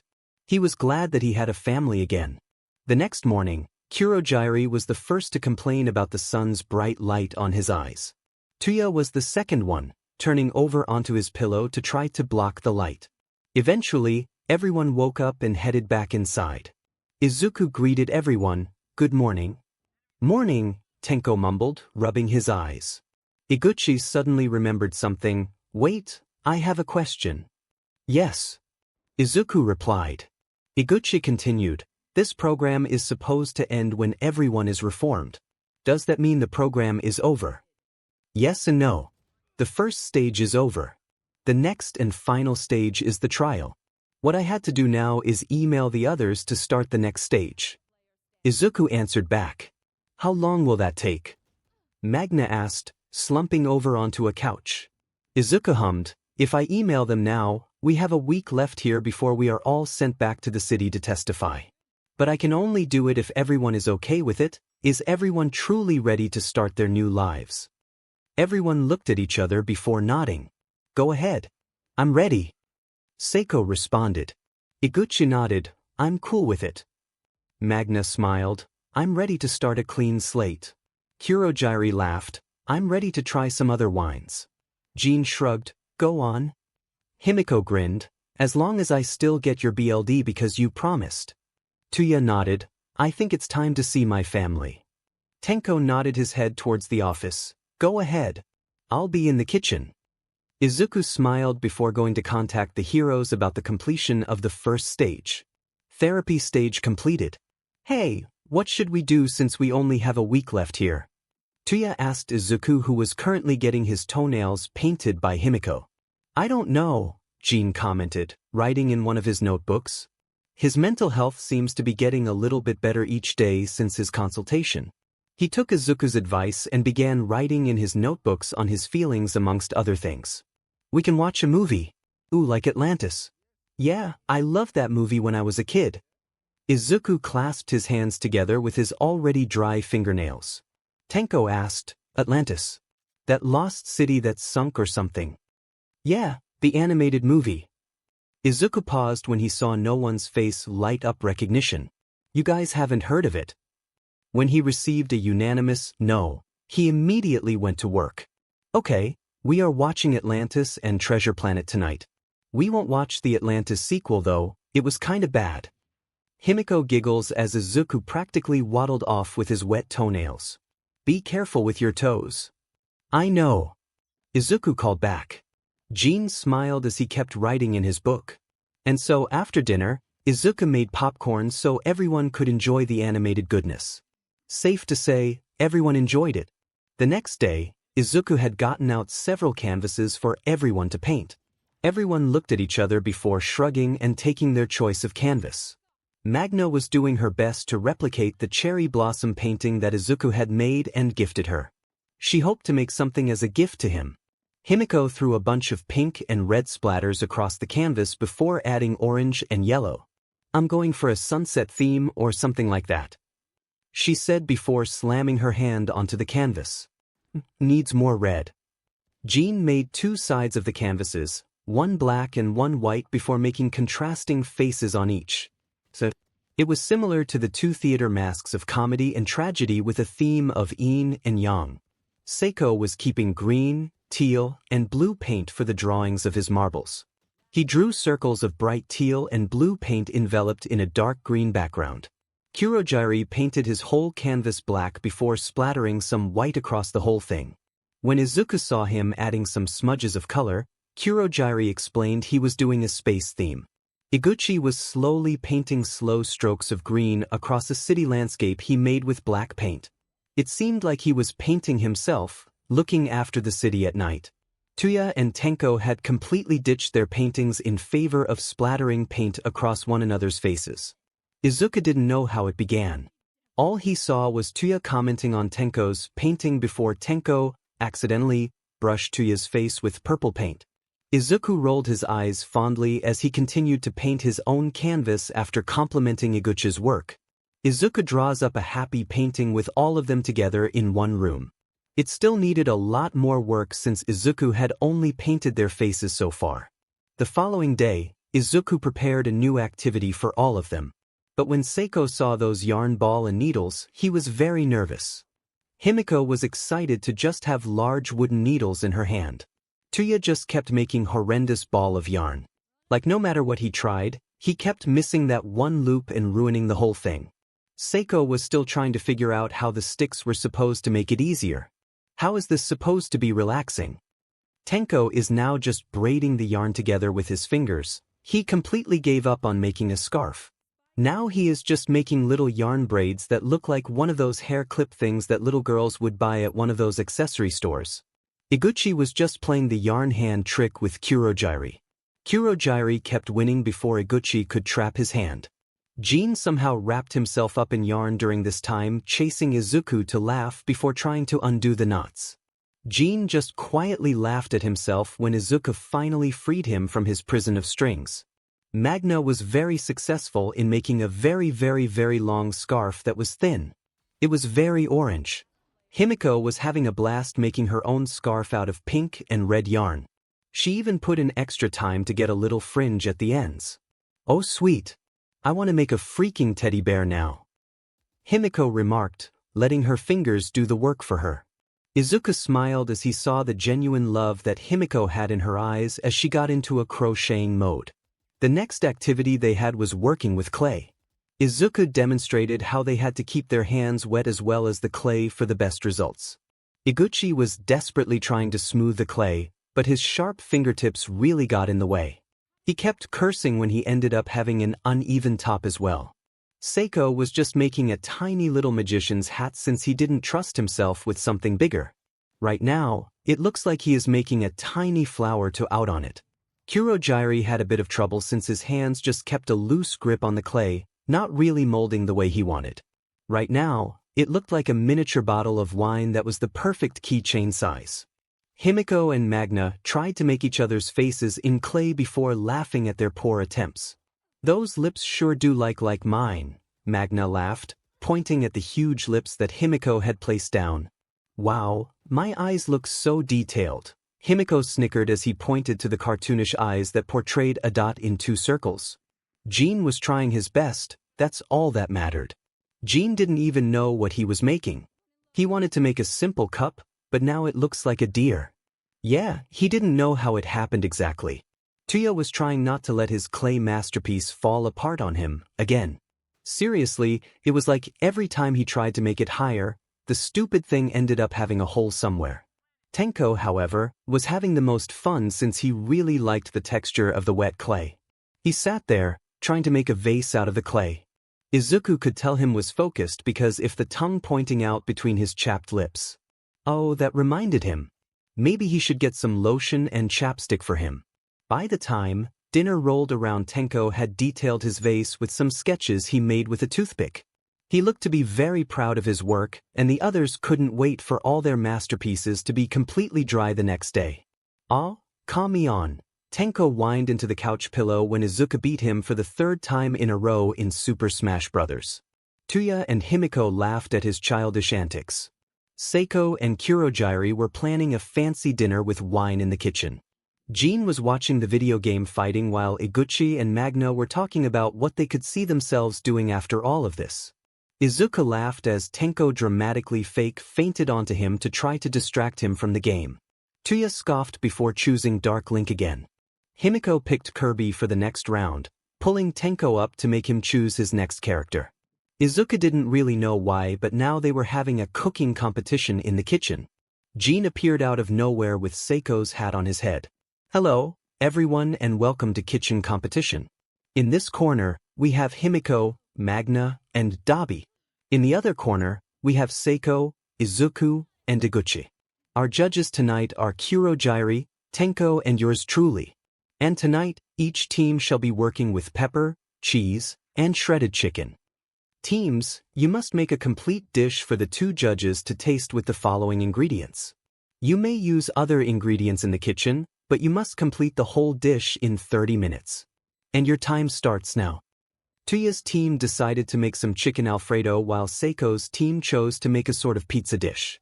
𝗬𝗧 questioned loudly, Himiko, you chopping that chicken? Yes, into smaller pieces just like you said, Himiko replied. Magna, how's the pasta cooking? 𝗬𝗧 asked loudly. Magna looked to the boiling pot of water. Well, it's cooking. Great. The cheese sauce is good, I think. 𝗬𝗧 responded, stirring the sauce in a small pot. Meanwhile, on the other side, Seiko asked, Izuku, can you hand me the tomato sauce? Yes, chef, Izuku responded, handing over the small pot of hot tomato sauce. Fantastic. 𝗂𝐭𝐻𝗫, is the pizza dough thin enough for the oven? Seiko asked, prepping the last of the ingredients for the toppings. The thinner it is, the less time it needs to cook. 𝗂𝐭𝐻𝗫 looked up with a grin. All ready, chef. Great. Now let's make this the best chicken pizza the judges have ever tasted. Seiko said, making both Izuku and 𝗂𝐭𝐻𝗫 respond with a nod. Luckily enough, both teams finished their dishes in the time limit. Now it was judging time. The first dish for tasting was the thin crust pizza. Kurogiri said, I'm particularly fond of the thin crust this pizza has. Chicken is still tender, the cheese is melted perfectly. Did you season the chicken with the pepper? Yes, Seiko responded. It is great. 𝗕𝗏, your thoughts? Kurogiri asked, turning to the other judge. Oh, it's good. 𝗕𝗏 replied, stuffing his mouth with pizza. 𝗔𝗂𝘁 cheered, I like it. The next dish was the pasta. Kurogiri hummed, you seem to have seasoned the pasta with the pepper. How can you tell? Magna asked. Kurogiri gestured with his hands, I'm tasting the overload of spice right now. But overall the dish is good. The chicken was a bit bland though. 𝗕𝗏, as long as it's edible, I'll eat it. The pasta was okay. 𝗕𝗏 shrugged, stuffing cheese sauce in his face. I liked it. 𝗔𝗂𝘁 cheered. The day after the next would be their final day where they would be taken back. Seiko was listening to a musical soundtrack with a pair of headphones. He had just read a book on magic and mystery before hopping over to music to pass the time. 𝗂𝐭𝐻𝗫 was studying from his martial arts book, laying down on one of the couches. His abstract art book was on the ground because he had finished it earlier. Magna was still working on her painting gift for Izuku, adding more flowers to the branches. Kurogiri was drinking from some sparkling rose as he flipped through his food and wine books from around the world book. Jean was writing in his journal after reading a guide that was in his room about fighting inner monsters. He was taking down notes of what truly worked for him inside the journal. Himiko was crocheting a beanie from a pattern that one of the books in her room had. She was making it white and pink, but she was aiming for the pom-pom to be red. 𝗬𝗧 was sketching something on a piece of paper. It looked like blue flame phoenix wings. He blended the colors together until they formed into what he envisioned. Tenko was painting the details he made into his vase that was now completely dry. He painted the base white yesterday, but now he was steadily going back to throw color into the drawings he made on it. Izuku was in his office packing things away for the transport tomorrow when his phone started to ring. Frowning, he picked it up. Izuku greeted. Kirishima answered, "Hey, dude. It's almost time for transport, you got everything ready. They are coming early tomorrow morning to pick everyone up." "Yeah. Everything is set," Izuku said before asking, "Kiri, what happens when they all go back?" Kirishima sighed. Izuku heard papers shuffling from over the telephone. "Well, the way it is planned is that they come and bring you over to the city. They all get allowed one more rest day before the trial starts. If they are found to be reformed, they will be named civilians. If they aren't, then they get sent to prison for their actions. So, if they are found to be completely changed, all charges are dropped against them and stuff. They don't have to get jail time." Izuku questioned, stuffing his board games into a large bag. Kirishima replied, "No, but they might serve a lot of community service instead." "And can you tell me more about the trial?" Izuku asked, throwing his files onto the desk to put them in his file-carrying bag.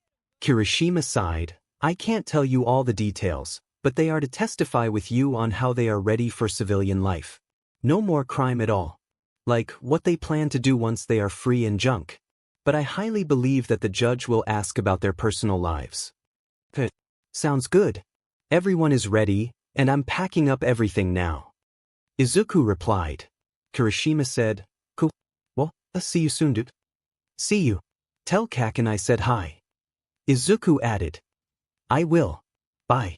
Kirishima laughed. "Bye-bye." Izuku finished off his phone call. He looked around to see that a few more bags needed to be packed. It took him another hour to fully pack everything. After dinner, he explained that they needed to do one last thing before the heroes came to pick them up.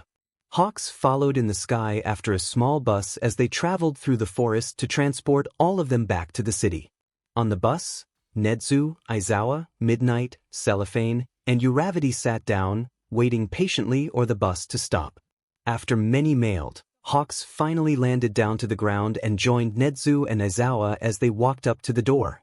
The other three stood back near the bus in case they needed backup. Aizawa knocked first but didn't receive an answer. Nezu produced a second key to allow Aizawa to unlock the entrance for them to get inside. Aizawa opened the door and called out, "Izuku, is everything all right in here?" Hawks snickered before pointing towards the couches in the living room. Nezu laughed while Aizawa groaned at the sight. Izuku and the 8th reformed villains were all piled together under a sleepover tent they made with all the couches and the blankets.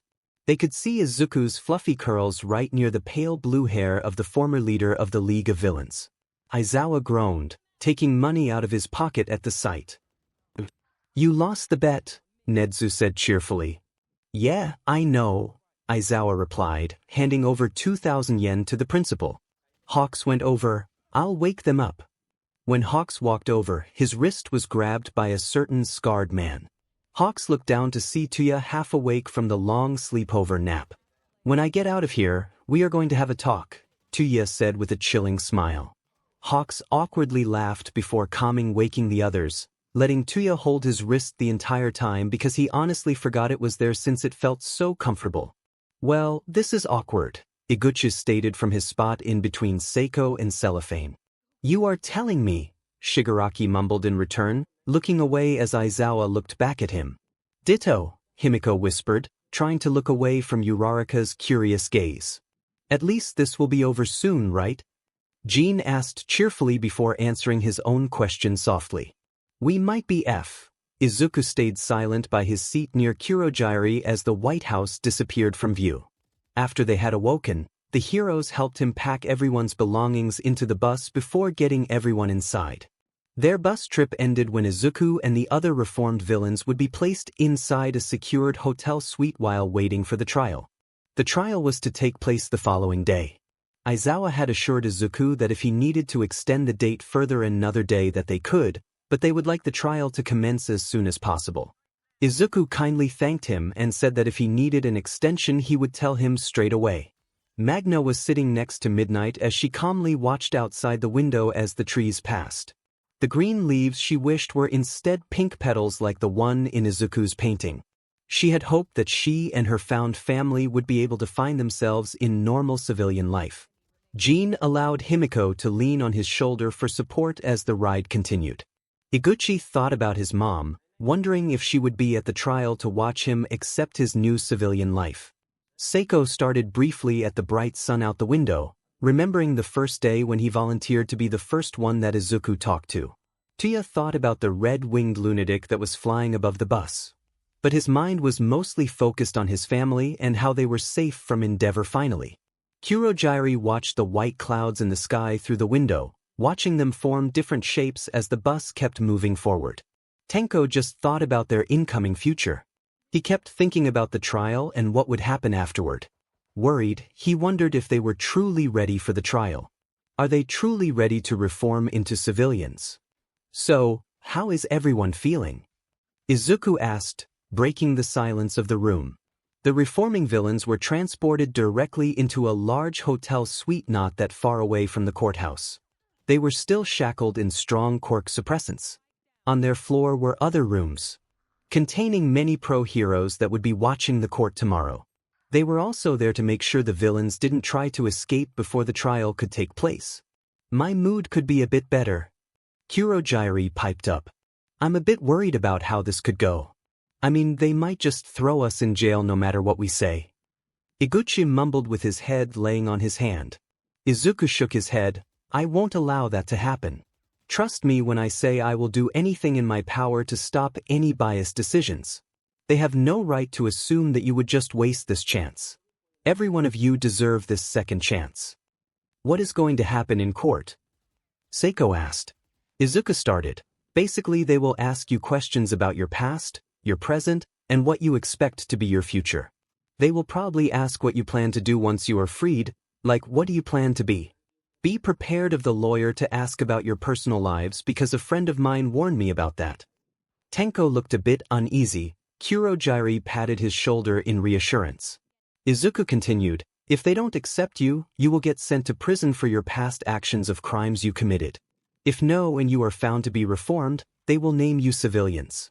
At most, when you are found to be reformed, all they can do to punish you for former crimes is a lot of community service. What happens if we don't feel ready to talk in court? Tenko asked. Izuku answered, I got permission to extend the date about a day or two later. I don't know if I can extend it any further, but I can try if that is what anyone needs. Tenko stood up and walked straight up to Izuku. Come with me, he demanded rashly before walking into another room of the suite away from the others. Don't cause any trouble, Izuku stated, walking after Tenko into a different room. All of them started after the two before Tia interrupted. Welp, I'm going to go. What? Where? Jin questioned. Tia shrugged, walking to the front door. I need to go talk to someone. It probably won't be too long, so don't worry. Okay, 30 minutes in and we have already seen 3 members go somewhere else. What do we do here? Magna asked. Seiko looked up calmly. You want to play a game in that corner over there? Iguchi started at him. Sure. Why not? We have nothing but time to lose. Okay, Tenko, what do you need to talk about? Izuku asked, settling a gentle hand on Tenko's shoulder. Tenko rambled. Well, it's just we haven't really gotten a one-on-one conversation yet like you did the rest. And I'm worried about the trial. I'm worried about everything at this point. Izuku furrowed his brow, leading him and Tenko to sit down in the plain bed inside the room. Tenko, you can talk to me about anything. If you need an extension, all you have to do is tell me. Tenko stared at him. I don't know. Tenko, just calm down. Breathe in, breathe out. Tenko looked freaked out. I can't just tell a court filled with complete strangers about what I did in the past. I could barely tell everyone about it. And I was so close to them. I don't even know these people and... Tenko sniffed, holding back visible tears from traveling down his face. I don't even have any answers from it. Can you believe that? I felt absolute relief when I found out my dad won't be here to hurt me anymore, but I still don't know why he did it in the first place. Izuku wiped a stray tear from Tenko's cheek. I might know something about it. If you want to know it might give you some needed closure. Tenko looked at him blankly with his red eyes. Tell me. I might get something out of it. Okay, from what I understand your father had a jaded view on heroes. He thought that his mother practically abandoned him for the sake of saving complete strangers as a pro-hero. Izuku took a deep breath in. I can recognize this attitude because I have seen it before. Remember Muscular? Tenko thought back. Yeah, I just recruited him to be the muscle, nothing else worth mentioning. I never really liked him all that much. Well, he killed the water hose hero team which were of the parents of a small boy. Oh, didn't know that, Tenko replied. When they died, the little boy grew up to resent all things related to heroes. He hated heroes, villains, quirks, and basically the whole superhuman society because he thought it just brought misery into the world. It wasn't until I talked with him to show him what a real hero means that he was able to see the world in a different and less negative way. Izuku continued, your father didn't have someone to tell him that. I think he just kept seeing heroes as selfish individuals. Tenko hummed back in answer. I guess I can see that reasoning, but that doesn't excuse his abusive behavior towards you at all. His hatred was not an excuse for physical and emotional abuse you in any way. My answer would be that he should have talked to someone about how he felt instead of blaming his life on what his mother decided. He should have sought help from a therapist instead of doing that to you or your family. Izuku ranted. Tenko smiled. Thanks, that helped me a bit. Will I actually have to tell them all about my personal life? Izuku returned the smile. I don't think they will dig too much into that part of your life because I think they will just want to dig information on how many crimes you committed while you were Shigaraki Tamura of the League of Villains. What else will happen? Tenko questioned with a raised brow. Most likely they will call me up to the stand at the end of it to tell them my results throughout the whole program to see if I thought you were truly ready, Izuku answered. Tenko asked, do you really think we deserve this chance? Everyone deserves a chance, Izuku replied, allowing Tenko to lay his head down in his lap. Can we stay here for a little while longer? Who knows? I might want to talk your ears off some more. Tenko said. And I will be listening to every word, Izuku responded, playing with the pale threads of hair absent-mindedly as Tenko just talked about mindless things. Like how he liked that Vati character from 𝗏𝗏 or how he wanted to get a dog in the future. 𝗕𝗏𝗁 strutted down the hall where he knew some of the heroes were staying and he knew exactly where that little chicken nugget eating manchild was. He took a right down a few doors leading to the vending machines. Sure enough, there was that red-winged idiot knocking his fist against the glass of the vending machine. Hawks impatiently complained, Come on, I paid that 150 yen, I just want my roasted nuts. 𝗕𝗏𝗁 scoffed as he walked up to the winged hero. Oh, I'll give you some roasted nuts. Hawk's eyes widened, spinning around quickly to face him. 𝗕𝗏𝗁 𝗕𝗏𝗁 watched Hawk squirm under his gaze, trying to phase into the vending machine. Yeah. Got something to say to me, Hawks? 𝗕𝗏𝗁, please don't be like that. Hawks pleaded with a guilty smile. 𝗕𝗏𝗁 glared with a sinister smile on his face. Like what? The fact that you were one of the heroes we trusted, yet you were one of the ones to take us out. The fact that you turned out to be a spy for the hero society that you said made you forced into the job you are in now, the position you are in. 𝗕𝗏𝗁 ranted, staring right into Hawk's eyes. Tell me honestly, did you lie about anything else? Hawks breathed out. I can tell you the whole truth, but not out. Come into my room, I'll tell you everything there.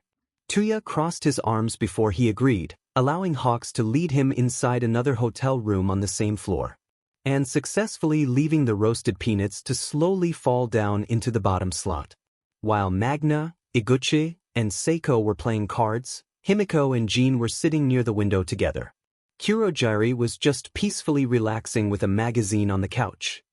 "Do you think you are ready for the trial tomorrow?" 𝗔𝗂𝘁 asked honestly. Himiko answered, "I think so. I mean, I'd rather get it done as fast as possible, so we can start our new lives." 𝗔𝗂𝘁 shrugged, "I don't know about it. I'm not worried at all. I'd rather get it done quickly as well, but I'm worried about what they might think of us, of me. I'm still recovering from my mental state. I have to still use my mask. I don't know if they will take me seriously. Or jokingly. They might just look at me as the crazy guy with a split personality." "Hey, all the best people are crazy," Himiko said reassuringly. "Don't you start quoting singers at me," 𝗔𝗂𝘁 replied. "I'm serious." Himiko responded, "We are both crazier than most. But we still can find our place in the world. I know that you felt safer when it was just us against the world, but think of all the freedoms we could have. We won't have to live in fear anymore or have any trouble in our future." 𝗔𝗂𝘁 replied, "I'm scared that they might not get over the fact I'm not normal. Honestly, I hope they don't because I am a bit scared of that happening too." Himiko admitted before smiling to comfort her friend, "But I trust Izuku. I wish that after all of this, we will both find our place together in the world. You are like the only thing I have close to family. And I want to be able to walk free beside you, 𝗔𝗂𝘁." "Me too, Himiko," 𝗔𝗂𝘁 said with a smile. While on the other side of the room, "Got any threes?" Seiko asked 𝗕𝗁𝗂𝘁. 𝗕𝗁𝗁𝗁 responded, "No, go fish. Hey Magna, what do you think you are going to do when we get out of here? And got any fours?" Magna sighed before giving up her fours. "I was thinking of just going to the same place my bestie works. She has been a friend of mine forever. She can help me score a job at the club she works at." Seiko, "Got any fives?" "Go fish. Personally, I haven't decided between doing something with theater or cooking. Maybe I can just work at a diner and write a screenplay at the same time." "𝗕𝗁𝗁𝗁𝗁, do you have any nines?" Seiko said. "Yes, here," 𝗕𝗁𝗁𝗁𝗁 answered back. "I, myself, am aiming to work at a dojo of some kind." "Just one more step until we are free," Magna stated, smiling down at her cards. 𝗕𝗁𝗁𝗁𝗁 and Seiko nodded back to her before they continued to play the game. "So, tell me everything. Start to finish, 𝗕𝗁𝗁𝗁𝗁. My name is 𝗕𝗁𝗁𝗁𝗁𝗁. I did lie about being fully in the villain side of things." 𝗕𝗁𝗁𝗁𝗁 caught 𝗕𝗂𝘁's hand as he was about to smack him. "Please save violence until the end of the conversation." 𝗕𝗂𝘁 scoffed, "Fine, what else?" 𝗕𝗂𝘁𝗁 stared at him before answering, "I didn't lie to you about how I became a hero in the first place. How my parents basically gave me up to the hero commission and made me give up my whole life just to become a hero. I wasn't lying when I told you I got forced into being one." "Okay, but why did you take part in the capture? Were you just following their orders?" 𝗕𝗂𝘁 questioned. "No. I was actually going against their orders. They fully wanted you to be captured only for everyone to be sent to prison or death. But the heroes stood up and suggested the reform program that they had been working on since the infamous Class 1A graduated. Heck, all might promote the hell out of it to outweigh the Hero Commission suggestion until they gave up." 𝗕𝗁𝗁𝗁𝗁 rambled. "Once I heard that the program was with Izuku, I knew you guys would be in safe hands. The commission was ready to hurt you to get what they wanted. The reform program was one of the ways I could protect you guys from falling into the greedy hands of a part of the corrupt hero society. I wanted to protect you." "Why the program with Izuku?" 𝗕𝗂𝘁 asked. 𝗕𝗂𝘁 continued, "Izuku has been helping out a bunch of people since Nezu took him under his wing. He even personally helped me out by figuring out where I stand in this society. Where my role is. Unlike the commission's wishes, I don't consider myself a hero or a villain. I consider myself to be on the neutral side of things. In fact, I have been planning on becoming a civilian myself in a little while. And he is making sure that no one, not even the commission, can forcibly stop me." 𝗕𝗂𝘁 replied, "Oh, I never knew he was that much of a badass. But I should have known from the things I've seen back in that house. Yeah, his mom is badass too. And she makes the best cookies, by the way. Ugh, makes me wish she was my mom." 𝗕𝗁𝗁𝗁𝗁 praised. 𝗕𝗂𝘁 retorted, "I know I had them back at the house. But anyway, I knew you would be in good hands with Izuku since he helped pretty much everyone he comes across no matter who they are or used to be. 𝗬𝗏𝗵𝗲 added. Guess you were right on that part. He helped us more than I thought he would at the beginning. 𝗬𝗏 responded. He helped out a lot of people. 𝗬𝗏𝗵𝗲 took a deep breath. I heard about the whole case on Endeavor. I was even there for the trial. Izuku talked to Shoto, Natsuo, Fuyumi, and Miss Ray about everything before his mother absolutely destroyed him in court. Yeah. I'm glad that it's over, but also mad that I didn't get to finish it off. 𝗬𝗏 said. 𝗬𝗏𝗵𝗲 hummed. I get that. If you want to feel any better, I did hit him with some of my feathers when they dragged him off to prison to serve time. That does make me feel a bit better, 𝗬𝗏 stated softly with a slight grin. They stared at each other in silence. So. 𝗬𝗏𝗵𝗲 broke the silence. 𝗬𝗏 raised his brow. So. Where does this bring us? I'm neither your ally or your enemy, but I do consider you a friend. 𝗬𝗏𝗵𝗲 replied. Oh really, just a friend? 𝗬𝗏 asked with a smirk as he approached the red-winged hero. Well, more than that. Oh really? You. 𝗬𝗏𝗵𝗲 blushed. You know what I mean. 𝗬𝗏 ordered. Oh do I? Well, I don't know. Maybe you have to remind me 𝐒𝐭𝐲. Tell me out loud, 𝗬𝗏𝗵𝗲. Hawks narrowed his eyes before pulling the reforming villain closer to him. 𝗬𝗏 laughed at Hawks' flustered face as they both fell down on Hawks' bed. Shut up, 𝗬𝗏𝗵𝗲 murmured. 𝗬𝗏 smirked. Make me. And Hawks did exactly that when he pulled 𝗬𝗏 down to meet both of their lips harshly halfway. A lot of time has passed between everything that was happening. It was about an hour or two later when 𝗬𝗏 stumbled back into their shared hotel room with red feathers sticking up in his black hair. It looks like you were busy, Kurogiri said with his head propped in his hand on the arm of the couch. Where have you been, mister? Jean asked with a grin. I know who you were with, but where were you? Tenko piped up from where his head was laying on Izuku's lap. Trust me. Like right next door, I heard everything. Izuku answered back as he continued to braid little twists in Tenko's hair. Yeah, that's why we came out here. The walls are pretty thick, but a few sounds made their way through. Like the F headboard, Tenko added. 𝗬𝗏 shrugged. Sorry, things got pretty heated. You get it? Magna cheered with a laugh. Oh, I got it. Several times. 𝗬𝗏 replied to a smiling Magna. Okay, 𝗬𝗏𝗵𝗲. I don't need to. Hear about this. 𝗧𝗂 replied with a soft laugh as 𝗓𝗪𝗓 just looked like he was holding back his laughter with a sofa cushion. Kurogiri watched everyone as they slowly stopped teasing 𝗬𝗏 and started to talk about the trial tomorrow. Everyone seemed to have quite a bit of worry, but they agreed that tomorrow would be better to just start the trail. The sooner they start, the sooner they didn't have to worry anymore. Kurogiri just relaxed back into his seat and everyone's voice just melted into background noise as they began to daydream. He wanted to imagine what his life might be like after the trial, but every daydream seemed to be replaced with a memory. He freezes up when he realized that his memories don't feel the same. No, this is just a daydream, not memories. But then why does he keep seeing bright yellow goggles and headphones? Why does he keep picturing a blonde-haired man and a tired-looking black-haired man walking into his future bar? Why does it feel like they were old friends? It was time. Izuku stepped forward with all 8 reformed villains strolling behind him with Aizawa bringing up the rear end of the line. They walked between the 2 sets of benches where the jury sat filled with civilians and heroes. The judge sat at the front of the room, banging their gavel for the order once everyone sat down. We now bring the case of the villain to civilian reform program forward to test if this new act should be implemented. Each reformed villain will come up here and answer the layers' questions. Once they are done, they need to explain what they want in their future if they are to be released. The judge announced, reading from a very formal-looking paper. This act is further supported by several pro-heroes who wish to see a change. Now, I now present to court Midoriya 𝗓𝗏𝗄. She will be asking the questions needed to see if these reformed villains are welcome to the world of civilians. Now let this case commence with the first reformed villain. 𝗓𝗏𝗄 stepped up. Mr. Compress, 𝗧𝗂 Atsuhiro. 𝗧𝗂 walked up to the stand, taking the seat gracefully while 𝗓𝗏𝗄 prepared the questions. 𝗧𝗂, please explain to the court who you are. Hello. I used to be a villain that was with the League of Villains and I was a member of the organization's Vanguard Action Squad. I am a nationwide wanted criminal and I acted as the brains of the league. What do you see in the future for yourself? What do you want to do when you get out?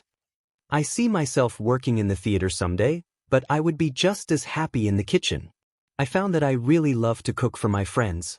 When I get out of here, I would get a job working in a diner or restaurant to feed others my cooking. But I would love to try my hand at becoming a theatrical actor someday. Spinner, 𝗧𝗵𝗲 𝗧𝗵𝗃 took a deep breath before making his way to the stand, landing on the chair with a huge plop. 𝗧𝗵𝗃, please explain to the court who you are. Hi. I used to be part of the League of Villains and I was also part of the Vanguard Action Squad. What do you see in the future for yourself? What do you want to do when you get out? I want to work at a karate dojo so I could teach leadership skills to young children. I have spent most of my life being a follower, so I want to teach others how to be their own leader. I want to make abstract art as a hobby. Also, I wish to help out in homeless shelters since I spent a bit of my life in stage streets, so I want to provide help to those with no home to go to. Magna. Magna walked up to the stand with a spring in her step, slowly lowering herself into the stiff chair. Magna, please explain to the court who you are. Hi everyone. I used to be affiliated with the League of Villains along with being a member of the Vanguard Action Squad. What do you see in the future for yourself? What do you want to do when you get out? I see myself working in entertainment where one of my best friends works at. It might be much of a dream of a job, but I always felt really comfortable there to be myself. I want to find love someday with someone who loves me for me.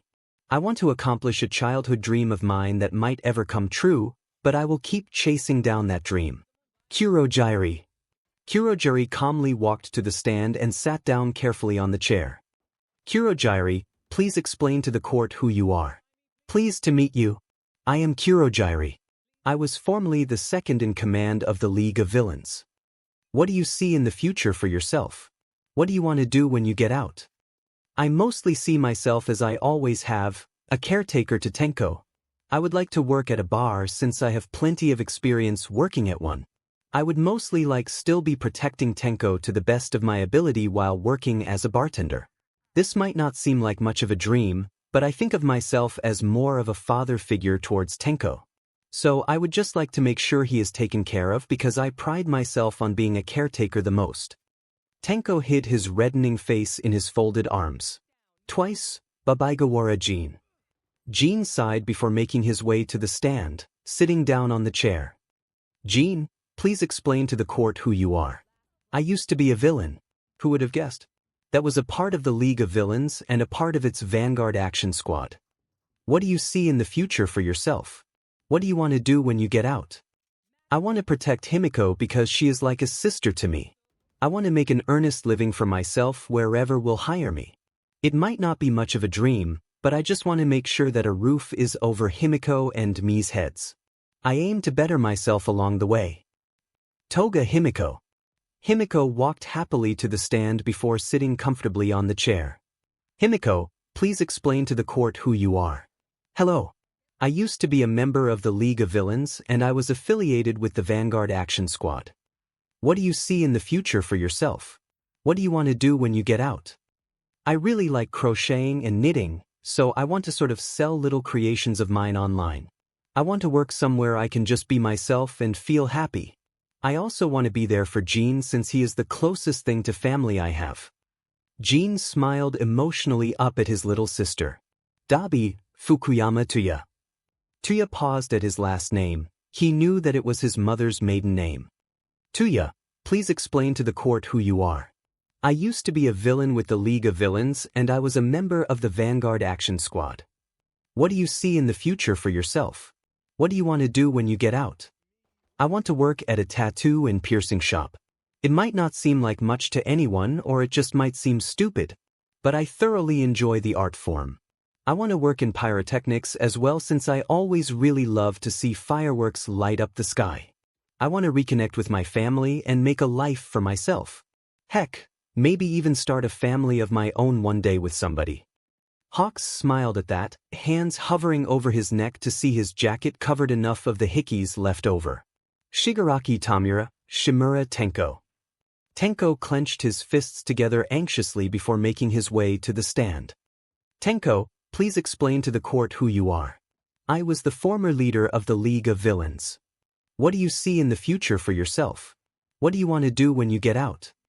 I want to work with either construction or destruction company because I figure my quirk can be put to better use there. I want to live safely and not worry that everyone in my found family is okay. I wish to have a dog in the future and just work on behind happy with myself, I guess.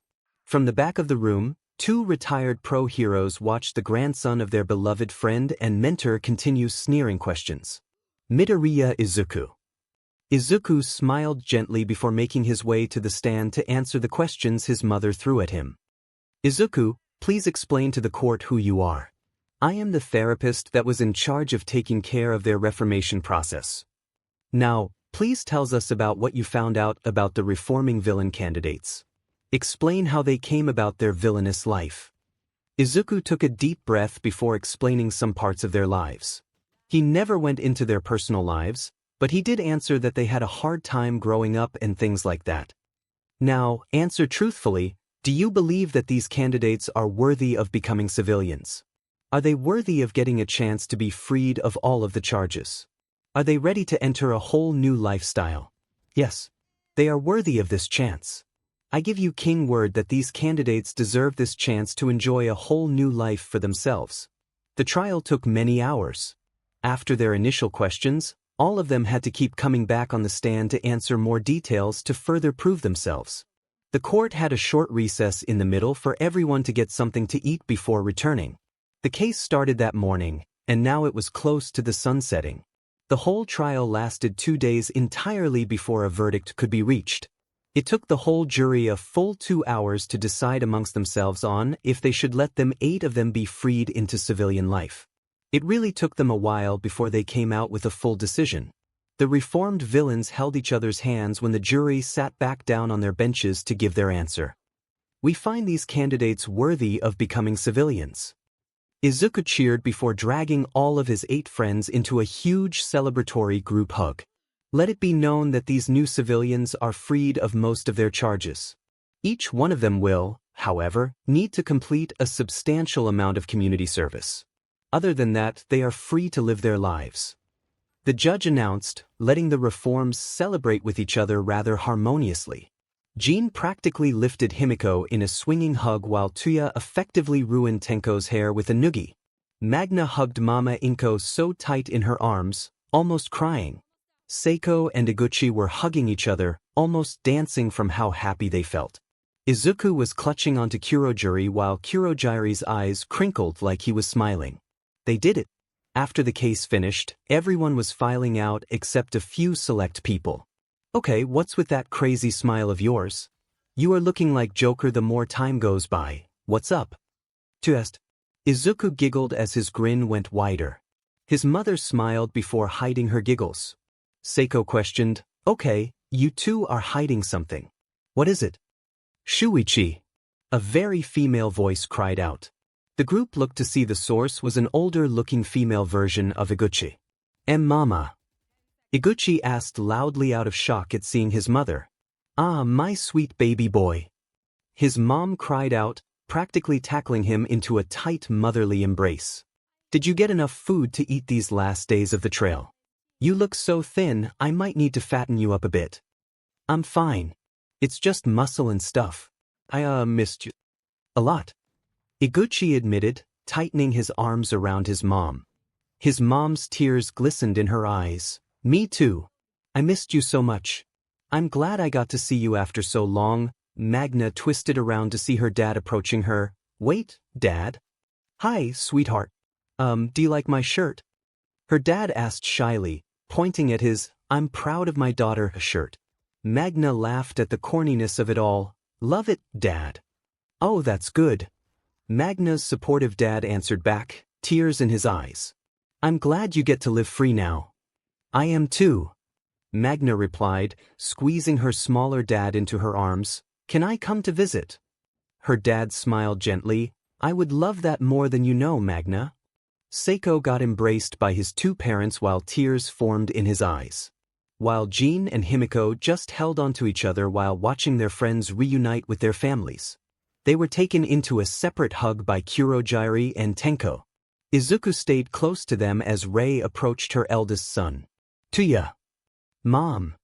𝗕𝗂𝗁 turned around to face his mother. 𝗕𝗂𝗁. Natsuo yelled out with 𝗕𝗑𝗄𝗎. 𝗕𝗑𝗄𝗎. Natsuo. 𝗕𝗂𝗁 exclaimed as his two siblings attacked him into a tight as hell hug that knocked him to the ground.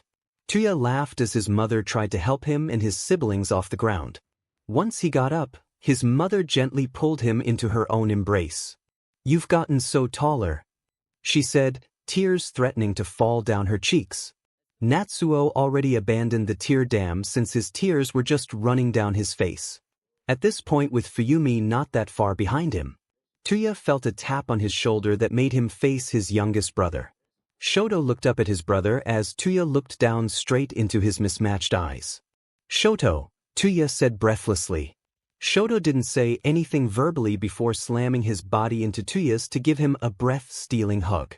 𝗕𝗂𝗁 was about to say something about it until he heard a sniffle coming from his baby brother.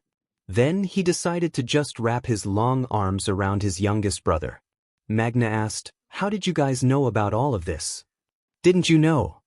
Iguchi's mother piped up. "Know what?" Seiko asked while Izuku's smile grew even bigger than before in happiness.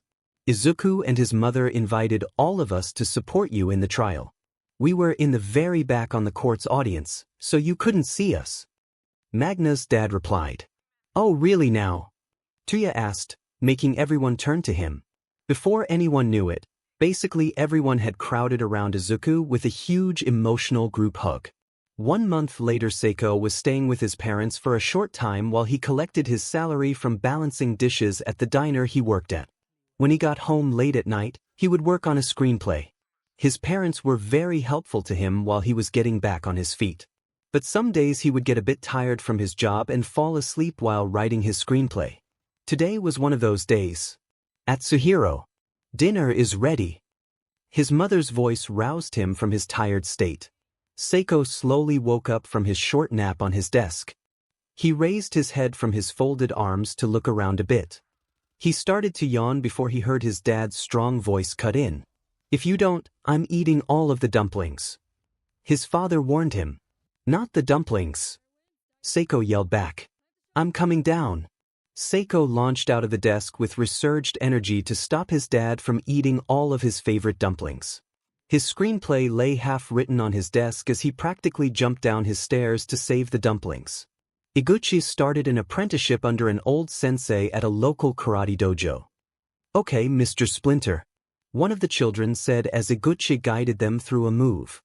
"I'm not that guy from TMNT," Iguchi argued as some of the children smiled at him. On the weekends, he helps his wonderful mother at the homeless shelter by helping with serving food to them. "Shuichi, can you get the backup dish of casserole?" His mother called out to him as she fixed a plate for a homeless man. "Got it, Mom." He was doing good since the trial. His mother was helping him out a lot. Magna got a job as a waitress at the club that her best friend works at. Her dad allowed her to move back into his apartment, and he made sure that she was comfortable in her old room. The job had decent pay and the atmosphere was just so welcoming. "Hey, I think that guy over there likes you, girl." Magna's friend. "Really?" Magna asked. "Yeah. Every time he comes in, his eyes are just drawn to you. Maybe you have charmed him." Magna's friend whispered. Magna looked over her shoulder to see a brown-haired man with a gentle air about him sitting at one of the back tables. When she caught his eye, he blushed and waved happily. "Oh, he got it bad," Magna's friend commented. Magna smiled. "I'll go talk to him. See where it goes." "Get it, girl." Magna's friend cheered as Magna walked over to the gentleman. Kurogiri got a job at a late-night family-friendly bar that acted as a restaurant. He stayed with 𝗏𝗏𝗏 during this time with Tenko. Tenko would often go visit Izuku if he wasn't at work, but he would still make time for him and Miss 𝗏𝗏𝗏. His usual shifts bounced around between late nights and early afternoons. Normally, he would still make it in time to have a meal with 𝗏𝗏𝗏 at home. However, he had to go to a police station to talk about what they found in his DNA. Kurogiri fixed his cuffs as he approached the police station after his shift ended to go talk to Detective 𝗧𝗵𝗲. Once he got there, he saw Eraserhead and Present Mike looking like they had a lot of mixed feelings about him arriving through the door. Kurogiri walked up to the detective and the two heroes. "What seems to be the problem, detective? Your DNA charts have history." He remembered the flashes of memories he had. "What is it?" Eraserhead looked at him with tired eyes with a more somber tone to them. 𝗔𝗂𝘁𝗵𝗲, Kurogiri's mind flashed a memory of white clouds before he realized something. He didn't think he had enough time to have dinner with 𝗏𝗏𝗏. Jean got a part-time job at a small bookstore run by a sweet old lady. She was so sweet to him and Himiko that she gave them a place to stay on the second floor upstairs. Izuku introduced them directly to the sweet woman who was happy to help them out. Himiko was offered a job by Recovery Girl to become her little nurse helper while she helped heal people. The old woman was happy to help her learn more about crocheting too since she loved to knit. So the sweet old woman became like a grandmother to Jean and Himiko. 𝗬𝗏 started on an online degree to work with pyrotechnics. It would take him a while though to finally get a license for it. But while he was working for it, he was starting an apprenticeship with a man that ran a tattoo and piercing shop. It would take a while for him to finally become an official artist, but for now, he was learning about cleaning the equipment correctly. He began to communicate better with his family, especially since they offered him a place to stay in a new family house. And he, 𝗬𝗏, I want some chicken nugget. Takami groaned as he laid down on 𝗬𝗏's lap. Gimme chicken, even started to officially date Kigo Takami. 𝗬𝗏 listened to his boyfriend whine until he flicked his forehead, causing Kigo to groan dramatically. He laughed before engaging in a weak slappy hand fight with his boyfriend. 𝗕𝗵𝗲. We got a wall with your name on it. A man called over to his pale-haired employee. On the way, Mr. Uraraka. Tenko called back. Uravity pulled a few strings to get him hired at her parents' company. She even pulled a string to let him use his quirk when dealing with a huge destruction job. She even provided him with special gloves that she uses that covered up to 3 of his fingers. He worked extra hard to help out around the place without knowing that much about constructing an actual building. Even though he was inexperienced with certain things, Mrs. Uraraka really helped him out with it. Near the end of his work shift, he saw 2 figures at the entrance waiting for someone. Curious, he stepped forward to see it was actually 2 retired heroes. Gran Torino in a wheelchair with All Might standing next to him. "Hello, young 𝗕𝗵𝗲. Can we speak to you?" All Might asked gently while Tenko hesitated at seeing him. He was almost tempted to scratch his neck before breathing out. "Sure, old man." As for Izuku, well, he had his work cut out for him. With the recent success of the program, he elected to take a small break to make sure everyone was fitting in nicely before going to continue his work. It wasn't until near the end of the month he got more news. They planned on having him on the future reform programs when dealing with a new batch of villains or just one villain. Not all of the public was okay with the decision, but most people felt like many criminals could be redeemed. 𝗫𝗓 wanted him to talk to 𝗓𝗏 in Tartarus. He didn't know the exact reason other than maybe 𝗓𝗏 just wanted someone to talk to. And that's why Izuku is walking through a maximum security prison with several heroes behind him to make sure he is well guarded. They guided him until he arrived at one door that was very deep into the facility. Izuku took a deep breath before stepping in. "Ah, hello there. Greetings 𝗓𝗏. Izuku returned the greeting. "And you are?" 𝗓𝗏 asked when he walked in further. "My name is Midoriya Izuku." Izuku introduced himself, getting closer to the man. 𝗓𝗏's smile twitched at that name while Izuku sat in the chair opposite of him behind the glass. "So, is there any name you want to go by?" Izuku asked the symbol of evil. "Just 𝗓𝗏 will be fine. I dropped any alias I had a long time ago." "Just start your story from the beginning." Izuku prompted. "Are you really going to listen to me talk about my life over 100 years?" 𝗓𝗏 asked. "I will listen to anything you tell me," Izuku answered back. 𝗓𝗏 retorted, "Well, this might take a while. I have all day, and I can always come back if you want to continue," Izuku added. 𝗓𝗏 smiled. Well, I'll just tell you what I suppose you need to hear today." "Go on and start whenever you need," Izuku replied. All for one started, huh? Well, it started over 100 years ago when my brother was still alive. We were there when quirks first started to appear. He was quirkless and I was not. To say there wasn't any hatred or feud between the quirk users and civilians would be a lie. I tried to use my powers to help people out, but the hatred towards quirks just grew because others didn't understand it. They saw the quirked people as villains in the making. Once quirks started appearing more frequently, civilians grew upset since they were slowly growing in numbers. When I got my strong quirk, I was ridiculed upon by many people except my brother. Only once did I try to bring the two together only to get overpowered. They beat me up into a pulp when I tried for peace, so I went with my ideas to try to bring order. Those that I helped that didn't want to help me back, so I took their quirk. If they didn't have one, I would just purge them without a thought. How do you think I survived this long? It's just because of a longevity quirk I stole around that time. For one continued, I will admit that I committed many crimes. But I did truly care for my brother and I didn't like how he was on the different side, so I gave him a quirk that he could use. Then he turned against me to fight for justice, be a hero to the others. He didn't stick with his BLD, he joined the side of the people who hated me. Do you regret killing him? Izuku asked. I regret a lot of things since I have lived for so long. All for one answered, avoiding the questions, I don't regret taking Shigaraki as my protege. He had the ideal conditions to succeed and continue my legacy once I ran out of time. I want to actually give some quirks back to their owners because I actually have no use for it, but they are quite interesting to me. When a quirk piques my interest, I must have it even if I didn't need it at that time. Izuku started, if that was the beginning, don't worry, I'll skip most of the middle of you for today. All for one replied. Then you can tell me the middle another day, Izuku said gently. All for one slowly nodded before continuing on about what Izuku already knew but from his perspective. How he guided Shigaraki to take over his place. How he commissioned Kurogiri to become his caretaker.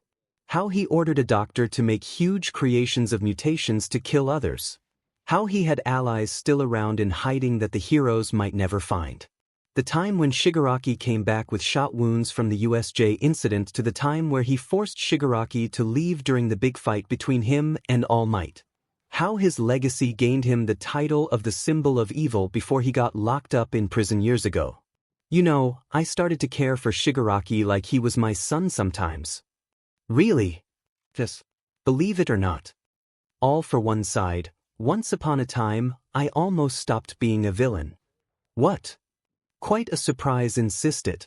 Well, I met a woman long before I had my first fight with All Might. I found her quite interesting since she cared about so many things. I actually married her and had a child with her. But then when the child was still very young, I was called away to focus on villainy yet again. I met Kurogiri and took in Shigaraki during the time I was away from them. I figured the sooner I make the world better, I could return to them even better than before, but then I started to consider that I might just retire, so I could just live my immortal life out. I might even throw away the longevity quirk just so I could finally die in peace. But, Izuku asked, but then the fight will All Might happened. My unknown child should have ever been around 7 or 8 at this time, never remembering the face of his father. The fight left me with this very unrecognizable face. Even if I returned and retired, I wouldn't think my wife would accept me. So I healed up the best I could and continued to send money for them to be supported from afar. I knew that if my family was ever discovered that they would be held accountable for my crimes or they would be used as bait to lure me in. So I distanced myself even further away from them with no contact except an envelope of money. I know that they are safe away from me, never knowing who I truly am. They could have been hurt, so it was better for me to not be there. All for one said. Izuku took in the information before a loud intercom cut him off to say that visiting time was over. I hope we continue our talk. All for one. I do as well, Midoriya-kun. Izuku waved after bowing slightly to All for one in respect before leaving. All for one nodded to him as the door closed. You have the same determined as my brother, your uncle. I'm glad to know that you are safe, Izuku. All for one smiled at his thoughts even if his son wasn't in his view anymore. I'm proud to see how far you have come. I hope to see you again, Izuku. After a week of planning, the reformed villains finally cornered Bakugo Katsuki. They had him right where they needed him in the alleyway. They didn't want to kidnap him because if they did, they would probably have to go to jail. Kurogiri couldn't come because he was in the police station for some reason. Bakugo sneered, "What the F? This SHT again. What are you even doing here? You aren't trying to get me to become a villain again, are you? Bold of you to assume that we want you." Jen quipped. "We are already reformed, ground zero. We have no need for anything like that anymore." Tenko answered smoothly. "Yeah, I even planned a date this Saturday," Magna added. "Did you really, big sis?" Himiko asked excitedly. Magna nodded. "Yeah, I'll give you all the deets after this." "So what is going on?" Bakugo yelled. Himiko said, "Oh, poor Bakugo. He doesn't even know." "We know what you did to Izuku," Tenko said chillingly with a smile, "and we aren't happy about it." "So what? That was in the past. We made up and— Oh really? Where's the proof?" "Wait a second." Bakugo cursed as he got out his phone to search for proof. He wasn't scared of these guys, but that didn't stop his fingers from shaking when he scrolled rough his phone to look for anything. "What the heck is going on here?" Izuku asked as he walked towards the alleyway. "Izuku, what are you doing here?" Iguchi questioned. Izuku looked at them. "Kurogiri warned me that this might happen. What he ratted us out." "Just." Izuku shrugged. "Not important. Why is Kaken against the wall of this dirty alleyway?" "Because we were protecting your honor." Jen answered. "Come on. We made up and stuff. All of it is in the past. I have forgiven him mostly." Izuku responded. They all sighed and Bakugo looked slightly relieved. Well, he looked relieved until Tenko walked over to knee him in the groin. "Oh, FL." Bakugo yelled as he slowly sank to the ground on his knees. "Don't you ever try to bully our cinnamon roll ever again, little beach." Tenko threatened. "Tenko!" Izuku said loudly in surprise as he rushed forward to the reformed villain. "Don't do that." Izuku sighed while Bakugo just lay silent on the ground in pain. "Okay, nothing to see here. Move along. Are we still good for the cafe meetup?" Tenko asked hesitantly while the others started to walk past him. Izuku nodded. "Yes, now while I deal with him. I'll catch up to you." While the group walked away, Izuku leaned down to his old friend. "Sorry about that." Izuku apologized. "It's fine." "You kind of deserved it," Izuku mumbled. Bakugo gasped out, "I know. Kirishima is on his way. I called him earlier because I suspected something like this would happen." Izuku replied. "Bakubro." Kirishima yelled as he ran to their spot. "And there he is." Izuku replied as Kirishima starts to run up to two. "I hope you can forgive them." Katsuki coughed. "I'll let it slide this time. Next time, I won't hold back from kicking their asses." "I have no doubt about it. See you later, Kaken."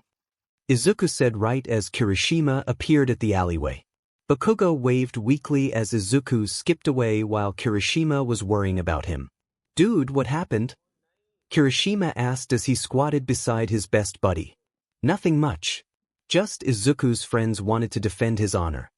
Bakugo smirked. Well, let's take you back to my apartment. I got some ice and spicy curry." Kirishima grinned with a bit of sympathy as he helped his bro to his feet. And just like that, Bakugo vowed to never ever get on Izuku's bad side again since he had a ton of backup.